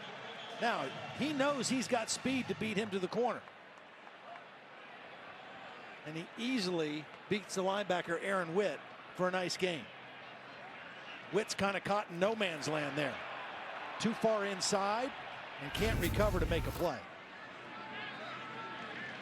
Sullivan now up to 19 yards on the ground, including the touchdown. Moulton with a patient run to midfield. It's a running back room that has been described as unselfish. Johnson has been obviously the star and the bell cow. But Patterson, we've seen some of the bursts that he can bring. Moulton, they loved what he's done. He started the season opener because of the suspension with Johnson the first half. And all 3 have been productive so far for their running back coach. As Liddell Betts has to be excited in what he's seen. 2nd down and 3. Sullivan again, this time slips, kept his footing just enough for the first down. Sullivan sneaky into Badger territory, down to the 30 on a gain of 19. Now see, this time John Pius, number 0, he does the right thing. He's in position, but you see the quickness and balance. One guy falls down, but it's not the quarterback Sullivan.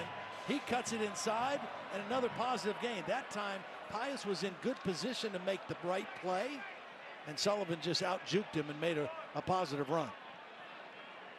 This is the element that Wisconsin was wary of. They saw in the second half with Bo Prabula last week at Penn State, but felt like having the week to prepare as opposed to having to adjust on the fly was going to make a difference. And while Sullivan hasn't run it a ton, especially what he's normally accustomed to doing, he's been effective when he has. And the threat of him running and the way he holds the backside, it opens up running for Caleb Johnson and Moulton and Patterson. I mean, it makes for a better run game because you have to respect all the different options with him as a runner as well. 7 plays on this drive, 7 rushes. Make it 8. Johnson cut back. Johnson on his feet. Waller just did enough. Otherwise, Johnson could have broken another one. This one into the red zone for a first down. We talk about explosive runs for 10 yards or more. Watch the right tackle, get to the second level, and just stay on the block. Just takes his man completely out in another cutback lane for Caleb Johnson. Take a look at that. 10-yard plus runs, explosive runs, 9 now, and 0 turnovers. All this courtesy of PFF. Turnovers obviously a major factor the last couple of weeks over the course of Braden Locke's time as a starter. This is going to be a pitch. It's going to be Weegin. The return specialist gets it to the 10. Yeah, they don't really like, have him in a lot to throw the football as a wide receiver, but they do like him on the end arounds. He's got that good running ability in the open field that he shows as a returner. They kind of like to get him the football that way. 10th play of the drive upcoming, and this is similar to what we felt last week with this Wisconsin defense. Long drives from Penn State to finish the game. It wore them down into the 4th quarter. Under center now for Sullivan. Johnson up the middle. Johnson kept his footing. Touchdown.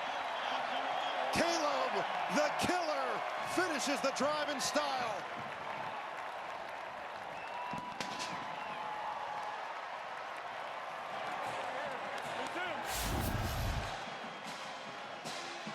This guy knows how to find the end zone, doesn't he? He may have been down before he gets there, knee down, but the ball across the plane, that's a touchdown. There's not enough, even remotely enough to overturn that. Has a great nose for the end zone.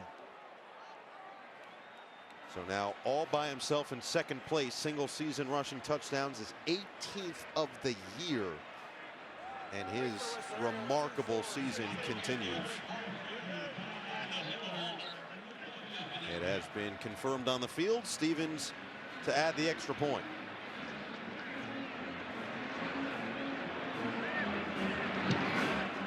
(21-3). We talked about how important it was to get Bo Stevens back. Watch the right guard lead this play along with the tight end Ortworth. Big blocks at the point of attack, vision, cutting ability, Caleb Johnson. And this guy knows how to find the end zone.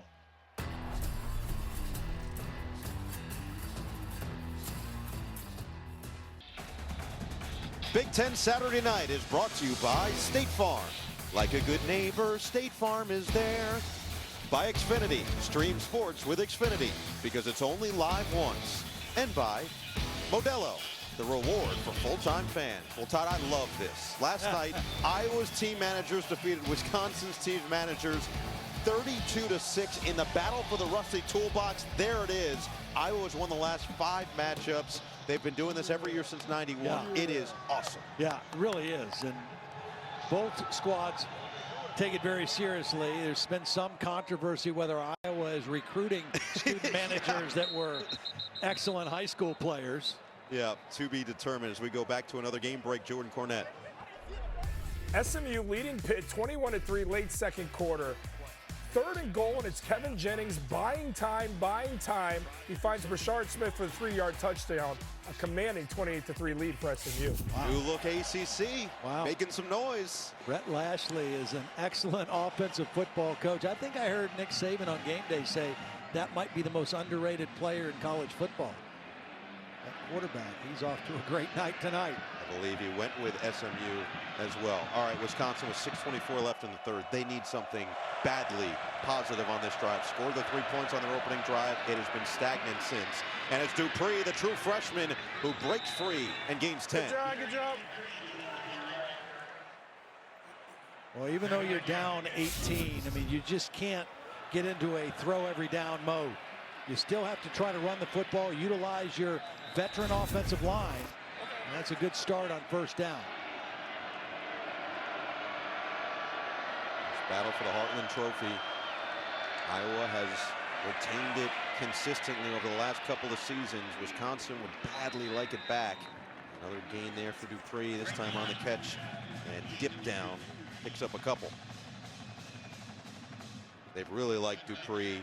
One thing that Luke Fickell said to us about this young man, he hasn't batted an eye. Every time they put him out there, he has been ready for the challenge. They've really catered to his skill set, and they're excited about his future with this program as one of the next great backs in Madison. 2nd down and 6, back to him. And Dupree runs into a wall. Up front, Nick Jackson.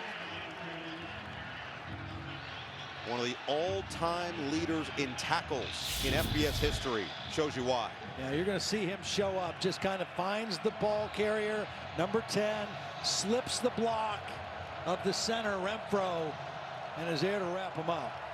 Guy's made a bunch of tackles in his career. Started at Virginia, finishing his career here at Iowa. Came in with over 500, now a critical 3rd and 5. Locke stands tall in the pocket, knocked away, picked off. It is Jackson. Jackson with room. Tracked down from behind by C.J. Williams. 2nd pick of the day by Locke. And a perfect red zone opportunity now for the Hawkeyes. This ball went off Jackson's chest. He kicked it. It hit another Hawkeye player, and then he was able to catch it and make the interception. Watch this ball. Braden Locke throws it right to Nick Jackson. It ends up going off the face mask of Brian Allen, number 90, and Jackson with the interception. That is pinball to the max. That is hand-eye, foot-eye coordination. Hand, foot. And just another ill-advised throw by Braden Locke into coverage like he didn't see Nick Jackson there. We saw it last week in the 3rd quarter. We saw it in the 1st quarter tonight, and now we see it again in the 3rd quarter. Yeah, Todd, usually hand, foot, mouth has a negative connotation, right. And here the Iowa defense capitalizes. Now looking to pay it off. Caleb Johnson. And a flag is down. Looks like offsides against Wisconsin, lined up offsides. Offside. Defense number 0, lined up in the neutral zone. 5-yard penalty. It's still for down. This ties their season high in penalties in a game with 7. This one on John Pius. Well, just not much going right for Wisconsin. That's the sad reality of it. They played really well for 3 quarters and a little bit last week, and were right in that football game, and they just have not really been in this one. Play action. Sullivan throws. It's Gill. Touchdown. The roommate connection comes through for Iowa.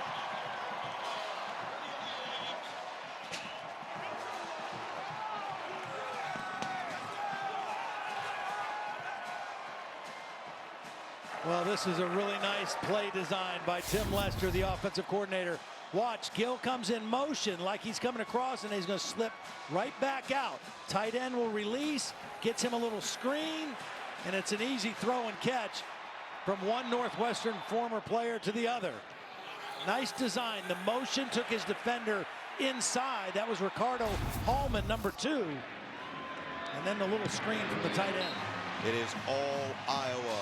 Again, off the turnover, Wisconsin put in a difficult position, and the Hawkeyes cash in. Here's the turnover. Bounce, bounce, take it. And then wide open, Jacob Gill. Northwestern transfer to Northwestern transfer to extend the lead.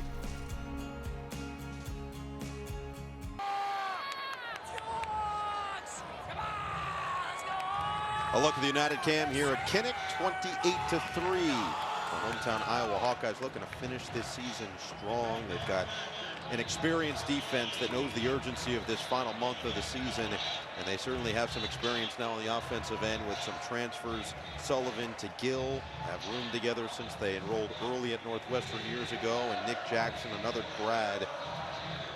4 consecutive seasons with 100+ tackles coming in, and makes the big play on the interception to set up the touchdown. This one's going to be returned from the 2 from Vinny Anthony. Get it across the 20 and not much more. Let's go back to that interception from Nick Jackson. Bring in Terry McCauley. So we saw it touched many body parts, Terry. Take us through it. It did, Noah. But let's start with, it's a foul to intentionally kick the football. If this is intentionally kicking it, and it sure appears like he lifts his leg to kick the football, should have been a 10-yard penalty from the previous spot, and Wisconsin keeps the ball. Terry, I don't know. I'm not buying that this guy goes through the deflection off the chest and in a split second goes straight into Messi mode and uses his feet. Messi mode. I don't know. I mean, I've been refraining from making the Nick Jackson reference, but he might be for real. Either way, that's a completion from Locke, a short one at that to Ashcraft for 2. I mean, to Terry's point, it did look like he was tracking the football. If you look at his eyes, he was tracking it down to his foot, and it obviously got a lucky ricochet off the face mask of Allen. But either way, it was allowed through. The impressive effort was rewarded, and now a 25-point cushion for 5-3 Iowa. Locke will keep it here and dive forward for the first down. See, this is the most that Braden Locke has run the ball, and I was allowing him to run. A lot of the times when they fake and run the RPOs, there's a throw on the other end. He always has the option to run it as well. It's almost like a triple option. But we've seen him make that decision to keep the football and run it more tonight than in the last few games. Not his most efficient day, below 50%. He's 58% completion percentage on the season. Locke extending, rolling, throwing, incomplete for Pauling. This is 2 years in a row that Braden Locke has had a tough night against the Iowa Hawkeyes. When he had to come in last year for the injured Tanner Mordecai, it was against Iowa. Now he's coming off the bench cold against this very strong Iowa defense. He didn't have a very good night that night in a losing effort. He replaces Tyler Van Dyke this year against Alabama. Now he starts against Iowa. Another difficult evening. to the outside Ashcraft. And he gets upended by Wampa. The continued improvement of the junior. Tackling has always been a strong suit for this Iowa defense. They had a bad night against Michigan State. We were there, and they missed a lot of tackles, and players and coaches alike said that was just so uncharacteristic of us. And they really went back to some of their basic fundamentals in the last couple weeks, and it has showed again tonight. So they practice tackling often, maybe more often than other teams around the country, and on top of that, the stress they put on it, the mentality of flying to the football. 3rd down and 10 for Locke. Underneath, Anthony with room to run. Anthony's got speed across midfield and across the 40. He's shoved out of bounds by Castro. Yeah, it's man coverage, so there's a crossing route, and Anthony gets lost. It looked like the corner, Jamari Harris, kind of thought he was getting help on the crossing route and turned him loose. And Anthony took advantage, and a nice read by Braden Locke. Longest play of the day for this Wisconsin offense goes for 33 yards.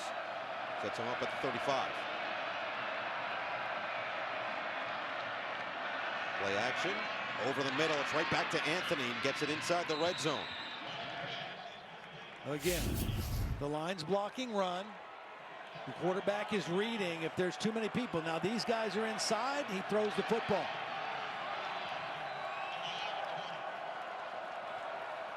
Short-handed catching from Anthony through the rain here. Remember, they did struggle with some drops, especially last week. A couple of big drops against Penn State on a couple of big 3rd down conversions. 7th play of the drive here, approaching a minute to play in the 3rd. Handoff this time for Walker. Patient run, gets back towards the middle and spun down at the 15.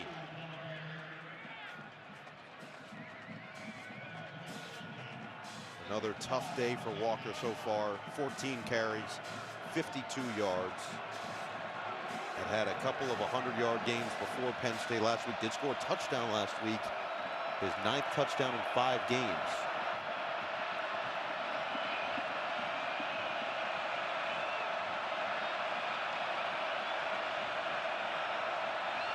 Now the pistol on 2nd down and 5. Back to Walker. Looking to get to the outside. Runs over Schulte, but couldn't get much further. Picks up about 2.5. Well, Schulte makes a nice play. Again, coming from his safety position, he's the alley defender, which means he's responsible for that run on that side. Everybody else is engaged in a block. He's a free rusher, and he makes a sure tackle for a short gain. So with a 3rd down and 3 looming, Wisconsin is content taking this to the 4th quarter in a threatening position for the first time in quite some time. It's been all Iowa through 3. 2 more touchdowns from Caleb Johnson. 1 on the ground and 1 through the air for new starting quarterback Brendan Sullivan. A 28-3 advantage as we go to the 4th from Kinnick.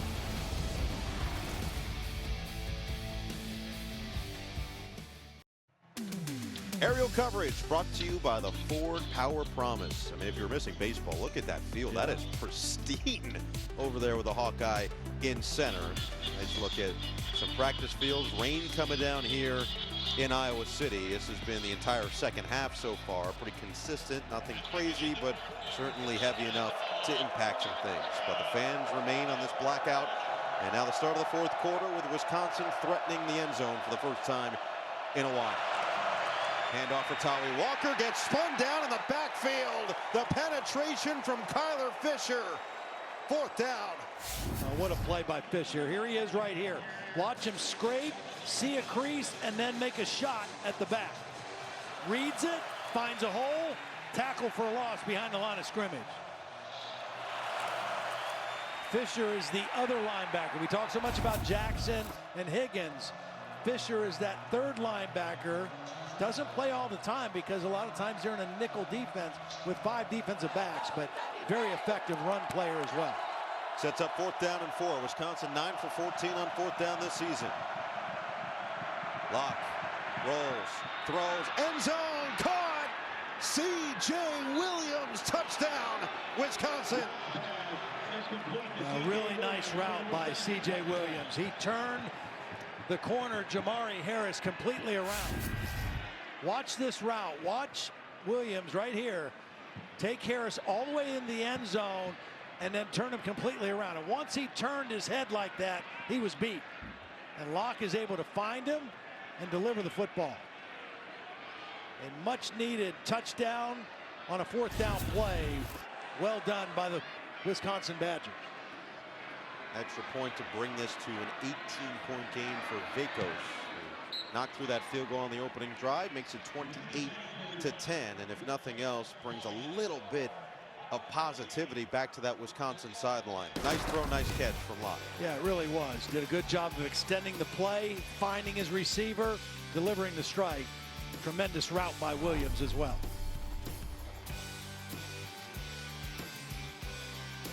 Both superstars in their own right. Brendan Sullivan and this Iowa offense expecting to get the football back here up 28-10. Not even a minute gone in this 4th quarter as Lom will send it deep, and Weegan will look to take this one out. Weegan is banged down at the 23. This look at the road to Indy is brought to you by Cadillac. All right, so you've got the 2024 Big Ten Championship at Lucas Oil Stadium. You've got now only 2 undefeated teams remaining after today, with Ohio State beating Penn State 20-13 in the noon window. And so here you have 7-1, 7-1, 9-0, 9-0 in the remaining paths. What are you looking at? Yeah, well, I think Oregon's got the best path to finish undefeated, get to Indy. Only 3 games. Penn State maybe next, although this game right here is going to be a little tricky. Minnesota's kind of surging right now. And that Ohio State-Indiana game just gets bigger and bigger now. Yeah. The Buckeyes winning today. And with Indiana, after trailing for the first time this season, once again finding that form and improving to 9-0. Been one of the, if not the greatest story in college football this season. I mean, it is what Curt Cignetti has done. They got Curtis Rourke back today. He played well, scored a bunch of points again, and we saw that Michigan State team a couple of weeks ago. That's a good football team. Yep. When they take care of the football, they are. And Aiden Childs with a couple early interceptions, and the game kind of got away from him. Late handoff, and Patterson disappears into the pile across the 25. All of a sudden, 2 pretty aggressive plays by this Wisconsin defense in a row. Very short yardage, chance to get a 3 and out. Haven't been many of those. And get the ball back to their offense. A little rejuvenated pep in the step for this defense after their offense found the end zone. They've got a bye week coming up after this one. They would love to feel like they built some level of momentum in the 4th quarter heading into that bye before a tough stretch in the final 3 weeks. Can they force Brendan Sullivan into a mistake? Sullivan, clean pocket over the middle, wide open. Zach Ortworth into Wisconsin territory. Ortworth keeps the football and goes down after a massive chunk. Austin Brown catches up 54 yards through the air. Well, this is a beautiful throw. Go ahead and run this. Watch the touch of Brendan Sullivan right over the head of the safety, Zachman, number 14. Over one defender before the next defender. A missed tackle, and Ortworth, who the Iowa coaches have raved about as the next big-time tight end here at Iowa, potentially, shows his stuff on that one. Todd, that is the longest pass of the season for Iowa. It's also the first time this year Wisconsin has given up a play of 50-plus yards from scrimmage. And now Johnson will just keep it moving to the 20. And just what was so crushing for Wisconsin, great on 1st down, great on 2nd down, and then they give up that play on 3rd down, and it ends up being a huge play. And right now, Iowa back in the red zone, or right on the outskirts of it.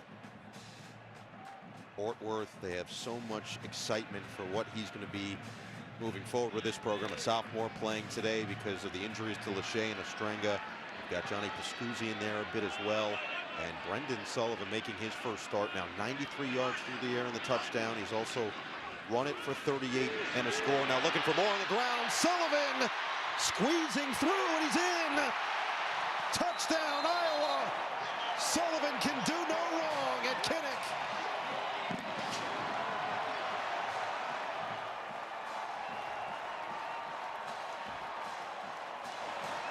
Prior to last week, Brendan Sullivan was only playing in the red zone. That's his contribution early in this season, and this is why. He's a dual threat guy. He's got the option to throw it, He sees an open running lane, and he decides, I'm going to go ahead and take a hit and get the ball into the end zone for the touchdown. Expedited replay is taking a look at this play that may be short of the line to get. Did he get in? That knee is down there. Yeah. We can't see where the football is on that angle. After expedited review, the runner was short of the goal line at the half-yard line. The ball be placed at the half-yard line, first down and goal. Well, he is short, but he did a really nice job of protecting the football. They were trying to rip it out. He came up short, but what a big-time run in the red zone on a first down play. And by the way, also a nice job by the expedited review center. Yes. It has been a huge addition, and it has been excellent the last couple of weeks. The command center from the Big Ten in Rosemont, Illinois, has done excellent work themselves. So now Sullivan and company inside the the half-yard line with the clock still ticking, close to 11 minutes. Patterson the back on first and goal. And Patterson gets walloped at the line of scrimmage. He took a shot. Up. Christian Allegro came in flying. Yeah, number 28. Watch him gut in there quick and tackle high. And because he hit him high, he was able to stop his forward momentum and then drag him backwards. Big time play right in the hole by Christian Allegro. Now let's find out, will they let Sullivan pay it off after he nearly had his second rushing touchdown of the day, or will it be another hat trick for number 2? Gill in motion, Johnson in there. Sullivan a throw, incomplete. He was looking for Seth Anderson, and a flag is down. Wohler was the man in coverage. I'm a little surprised by the throw, actually, the way they've run the football. Pass interference, defense number 24. Penalty includes an automatic first down. Hunter Wohlers is their best player in the back end. Doesn't play a whole lot of man coverage. He's guarding the slot. And right there, you can see both hands around him before the ball gets there.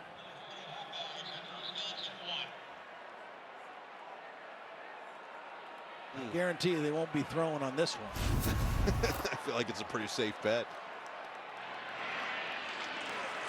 Johnson lost the ball, and he got it just in time. I'm just surprised that they haven't gone back to the quarterback sneak under center with the push from Hayden Large.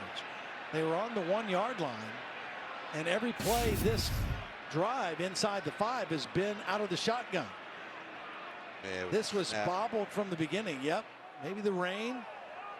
The snap was not handled cleanly. The handoff was not clean. And Iowa kind of lucky they got this one back.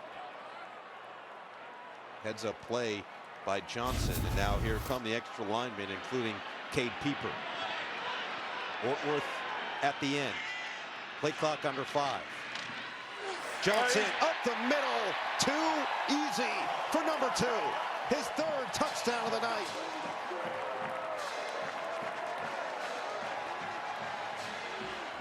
Well, this is a nice job with a wet football by Brendan Sullivan handling the snap.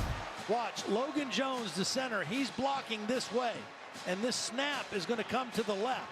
We just saw a slippery ball. Watch Sullivan field the snap and then make the secure handoff to Johnson, who does the rest. So now officially Stevens will look to make it 35-10, and does. Well, you don't necessarily see a ton of 50-plus yard passes. This was beautiful touch from Brendan Sullivan. And Zach Ortworth, Caleb Johnson, this Iowa offense, the blackout with some night fever tonight, up by 25. A lot happening around the country here today. Throughout this week, it's been, as expected, a fun week of college football, and for both these teams trying to get back on the horse in some ways. Iowa coming off a nice win for Wisconsin, coming off the loss to Penn State. But that guy right there, Caleb Johnson, he's starting to get into uncharted territory now. 19 rushing touchdowns this season.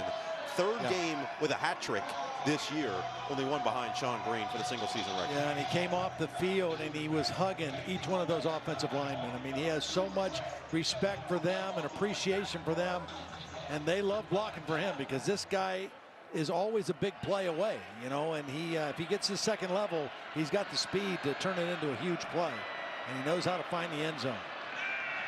Locke will keep it, dump it. It is caught by not for much for Nowakowski. And look who's in there, Jay Higgins. We go down to KT. Yeah, well, former walk-on safety Quinn Schulte had a long journey to become a starter, and he said that waiting your turn is a common theme at Iowa. He referenced Jay Higgins. He said, you talk about a guy who had to wait his turn for years behind such a good player in Jack Campbell, but then really took advantage of his opportunities and has continued to make strides and get better every week. He said it's a reminder to all of us, keep plugging away, working hard. That may be me someday, and he's done a really good job of being a leader on this team. Yeah, and look, Jay Higgins has now been around this program for quite some time. Fifth-year senior as Locke delivers a bullet to the outside. It's going to be a catch for C.J. Williams. He did mention, look, they've got 4 games left. He knows that his time is running out. So he said, I'm going to play every game like it's my last because it quite literally is my last. And that's true for a lot of these guys on the defensive end. And again, you've got guys behind them who have learned and watched and tried to emulate in many respects. But Jay Higgins is a perfect example of the patience paying off here at Iowa. Yeah, 4 games, and this is, they only got 2 left here at home. They're going to review this to see whether he was inbounds when he caught the ball or not. The ruling on the field was a completed catch. That play is under further review. Was any part of his body out of bounds when he did catch the ball? Looked like he was sitting out of bounds when he caught the football. Terry, what do you see? I see the same thing. It looks like when he finally gets control, kind of see the ball come through his hands a little bit. When he finally gets control, it does look like he's sitting on the white. So a nice effort there by Williams, who... Yeah, I mean, he kept his feet in the field of play, but not his rear end. Caught the touchdown for Wisconsin. You know, let's go back as we're waiting for this. Go back to the whole thing with Higgins, and that's a common thing with this program. Right. It is very much a developmental program, and when we talked to Kirk Ferentz about this, he says, you know, a lot of that has to do with you got to bring the right kind of guys into that are willing to do that. Not everybody's willing to do that in today's landscape of college football. The willingness to wait your turn is very, very uncommon. After further review, the receiver was out of bounds when he made possession of the ball. Therefore, it's an incomplete pass.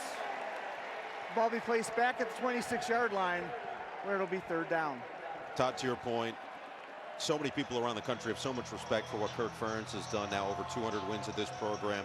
Luke Fickell especially said it's so uncommon to see what they can do, the consistency each year, and not changing the way they play. They've played the same way every year since he's been there, and obviously Luke Fickell very familiar with the Big Ten with his time over at Ohio State, as this will be a 3rd down and 9 for this Wisconsin offense.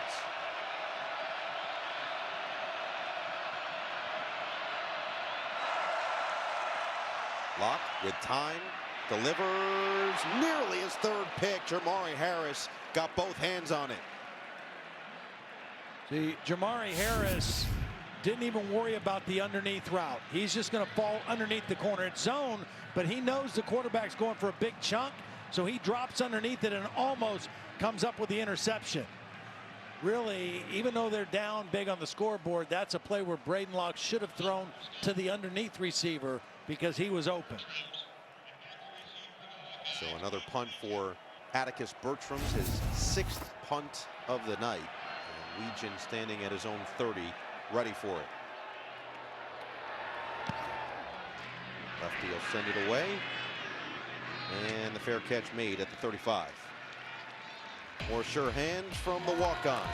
35-10 here in Iowa City. The Hawkeyes in control.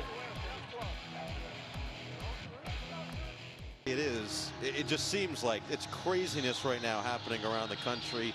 At Iowa, it's been more of the same. That's not an anonymous source, by the way. That's Tim Lester, the new offensive coordinator. You know, Kirk Ferentz brought him in. Tough situation, having to part ways with his son, Brian, but he brought Tim Lester in to improve the offense, particularly scoring. And take a look, 29.4 points per game, back-to-back games, home games with over 40.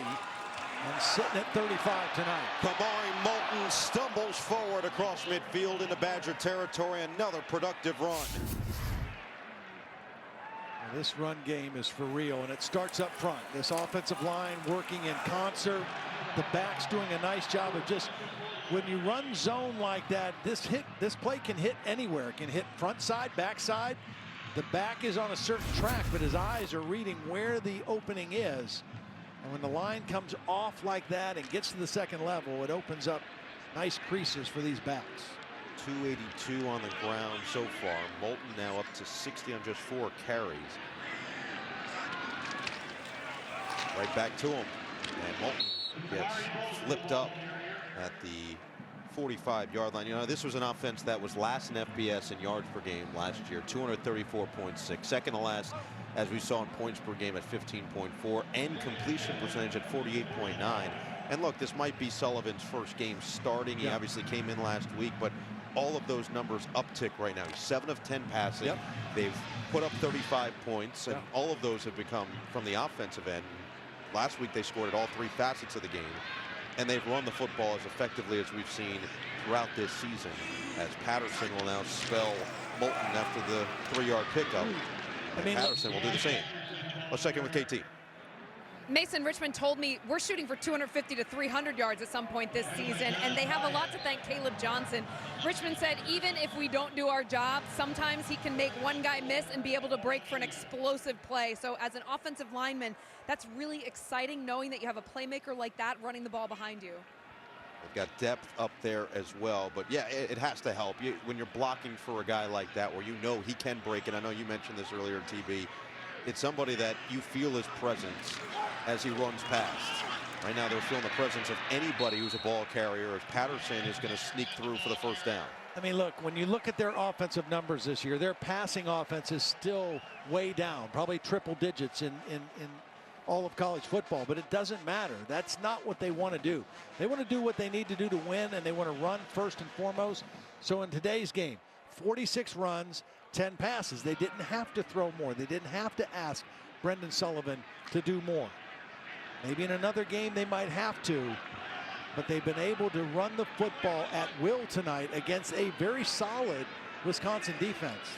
A Wisconsin defense that was really impressive during that 3-game winning streak, albeit to Purdue, Rutgers, and Northwestern. But we know going to Rutgers is not an easy task, especially with Kyle Monungai running the football, and they stymied that offensive attack for the Scarlet Knights. There is Mike Tressel, and year 2 as the defensive coordinator. And the one thing that you hear with Wisconsin overall on both sides of the ball is the comfortability and confidence that everybody has year 1 versus year 2 now with Luke Fickell in charge. He's the same every day.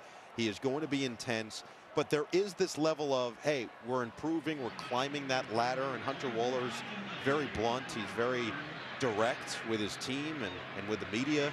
He's made it very clear there's going to be adversity like tonight, like last week against Penn State, as Moulton will get it across the 30, but this is still a process, and they're about getting better each week and finding that right rhythm. There is Waller, the Badger fan growing up. It doesn't get much easier. Again, they've got the bye to regroup, but Oregon at 9-0. Now, Nebraska is struggling a bit the last couple of weeks here, and as you mentioned, a surging Minnesota team to finish it out. Yeah, it will not be easy at all. The bye week is coming at a really good time for them. They're going to need that. Chance to get healthy, a chance to get regrouped, rejuvenated, and try to make a push down the final stretch. 300 yards now on the day for this Iowa offense. Looking for another conversion here. They're 5 of 9 on 3rd down tonight. It's Patterson, and he's got it. First down, Hawkeyes. Wow, this guy runs hard. Yeah, I noticed him in the walkthrough on Friday. When he got the ball, he ran hard all the way to the end zone.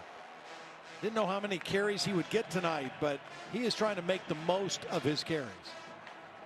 Running violently here in the last part of the game.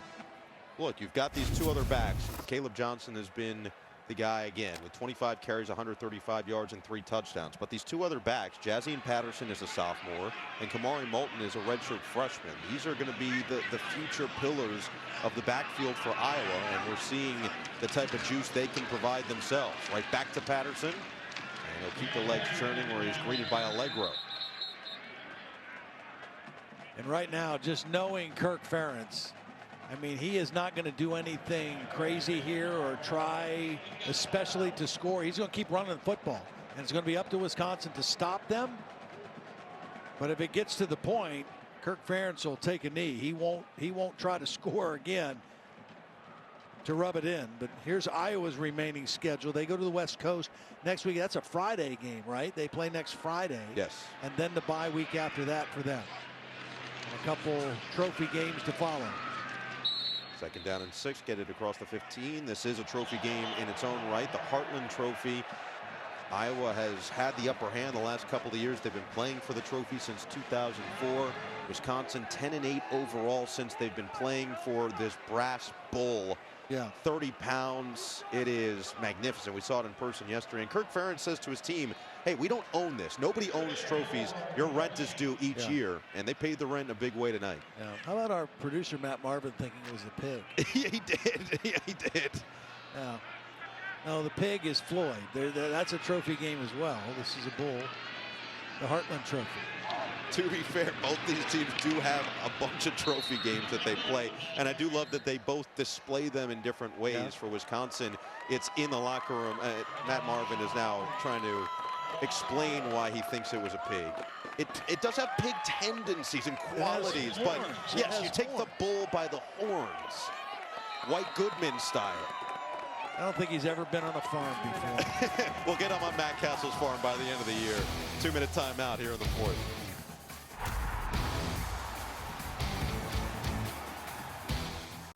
Former Pac-12 matchup, now a Big Ten matchup. In this former Big Ten West showdown, it's a 4th down and 2. Iowa's going for it. Patterson's got it. And he's still going. Inside the 5, 1st and goal. What a day for this young man. Oh, again, this guy is running hard. This is a guy who is maximizing his carries today. He says, if you're not going to wrap me up, I'm going to keep churning. 9 carries, 51 yards for Patterson. 9 carries, 74 yards for Moulton. 9 carries, 57 yards, and a touchdown for Sullivan. And the 25 touches, 135 and 3 scores for Caleb Johnson. Patterson looking to pay it off. Patterson gets the push into the end zone. Touchdown, Iowa.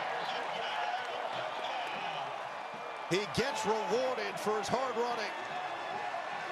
Yeah, Cade Pieper, number 58, kind of got the final push. And Patterson gets a due reward. Watch Pieper, number 58, the guard, kind of fall back in and get the final push. And for the 3rd consecutive home game, the Hawkeyes have scored 40 or more.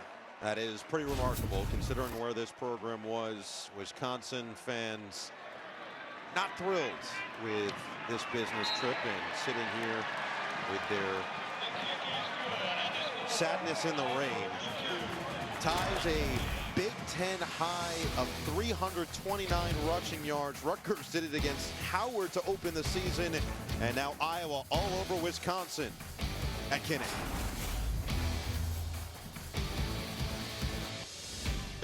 Washington heads to Happy Valley to take on Penn State. This will be a touchback here with 1:15 to play in this 4th quarter. The fans have been treated to a physical, impressive showing for the Iowa, really on both sides, Iowa offense and defense. Yeah, you know, it's funny. We talked to both coaches, and they said this is about being physical. I mean, both Luke Fickell, Kirk Ferentz talked about when these two teams play, physicality is going to be on display. And tonight, clearly, Iowa was the more physical team. They were dominant in the offensive line, dominant on the defensive line. And that showed up in a lot of different ways. This is a nice run by Darion Dupree as he'll pile forward to the 40. Iowa attempted 5 passes after the 1st quarter. I mean, they were just able to run the football for well over 300 yards. And When you can play that way and call plays that way, it's a pretty nice night. And Tim Lester staying hydrated as well. Under a minute to play, back to Dupree. Bounce it to the outside, stays in bounds for another first down. Now the next question to me becomes, and I'm not trying to create any kind of controversy, but they expect to get Cade McNamara back for UCLA next week, coming off a concussion protocol. I don't know that you can take Brendan Sullivan out of the lineup right now because of what he offers you with his running ability and how it helps and kind of enhances all the other things that they want to do in this offense. Last week against Northwestern, the plan was originally to have Sullivan come in for the third or fourth drive and play him for an extended drive as opposed to just the red zone packages they had been accustomed to. McNamara gets knocked out. Sullivan takes it and runs with it. And in this one, Brendan Sullivan makes his first start in an Iowa uniform, and it is a beautiful one. 42-10 the final score. Iowa, the 35th school all-time with 700 wins.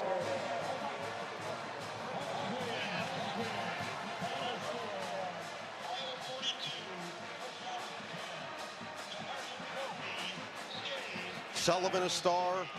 Johnson insane numbers again with 135 and another 3-touchdown game. 329 total rushing yards for Iowa in this one. And Wisconsin just couldn't quite get it back in sorts after taking the 3-0 lead. We send it down to Catherine Tappan. Coach, this victory was the largest margin of victory for Iowa in this series since 1968. What stands out to you most about how the offense performed tonight? Yeah, just really proud of the guys. They, we had some guys out, injured, all that stuff. Everybody had a good week of practice. They stayed focused on what they should and really performed well tonight. A lot of guys. The way Brendan Sullivan performed, does that make your decision as to who you're going to play at quarterback any more difficult? Yeah, I'm not even worried about that. He played a great game tonight. Great job on that last throw down the middle. And no, he's doing a really nice job, and we'll look forward to getting Cade back as well. Caleb Johnson is closing in on a number of records at Iowa. How special of a player is this? Just really proud of him. He's done a great job, and it's been week to week. We talked to him early. He was having great success, and said it's a long race. And sometimes people forget that. He's been so wired in and focused all season long. It's just fun to watch him have success. You told us this week, this is a game where you have to strike when the opportunity presents itself. So how much did the defense buy into that tonight? They really did a nice job. They drove the ball in the first series of the game, and they moved a little bit in that second half first possession, I think. But otherwise, a lot of good defensive play. I think we're pretty opportunistic and just really happy with everybody tonight. Coach, thanks so much for the time. Congratulations. Thank you. All right, KT, how about a little jump around after this game? They keep the Heartland Trophy. You see that beautiful bull, heavy. Students that did stay, getting into it. All the players on the field. It does mean a lot. These trophy games mean a lot. And again, Kirk Ferentz tells his kids, rent is due. And they paid in a major way with 42 points, another 40 spot for this Iowa offense. They ran the ball so effectively and keep this beautiful trophy here in Iowa City. Yeah, very impressive. Actually, 2 weeks in a row, against Northwestern last week and tonight against Wisconsin after a very disappointing loss in East Lansing to Michigan State. But this is a good football team. I mean, they don't throw it great.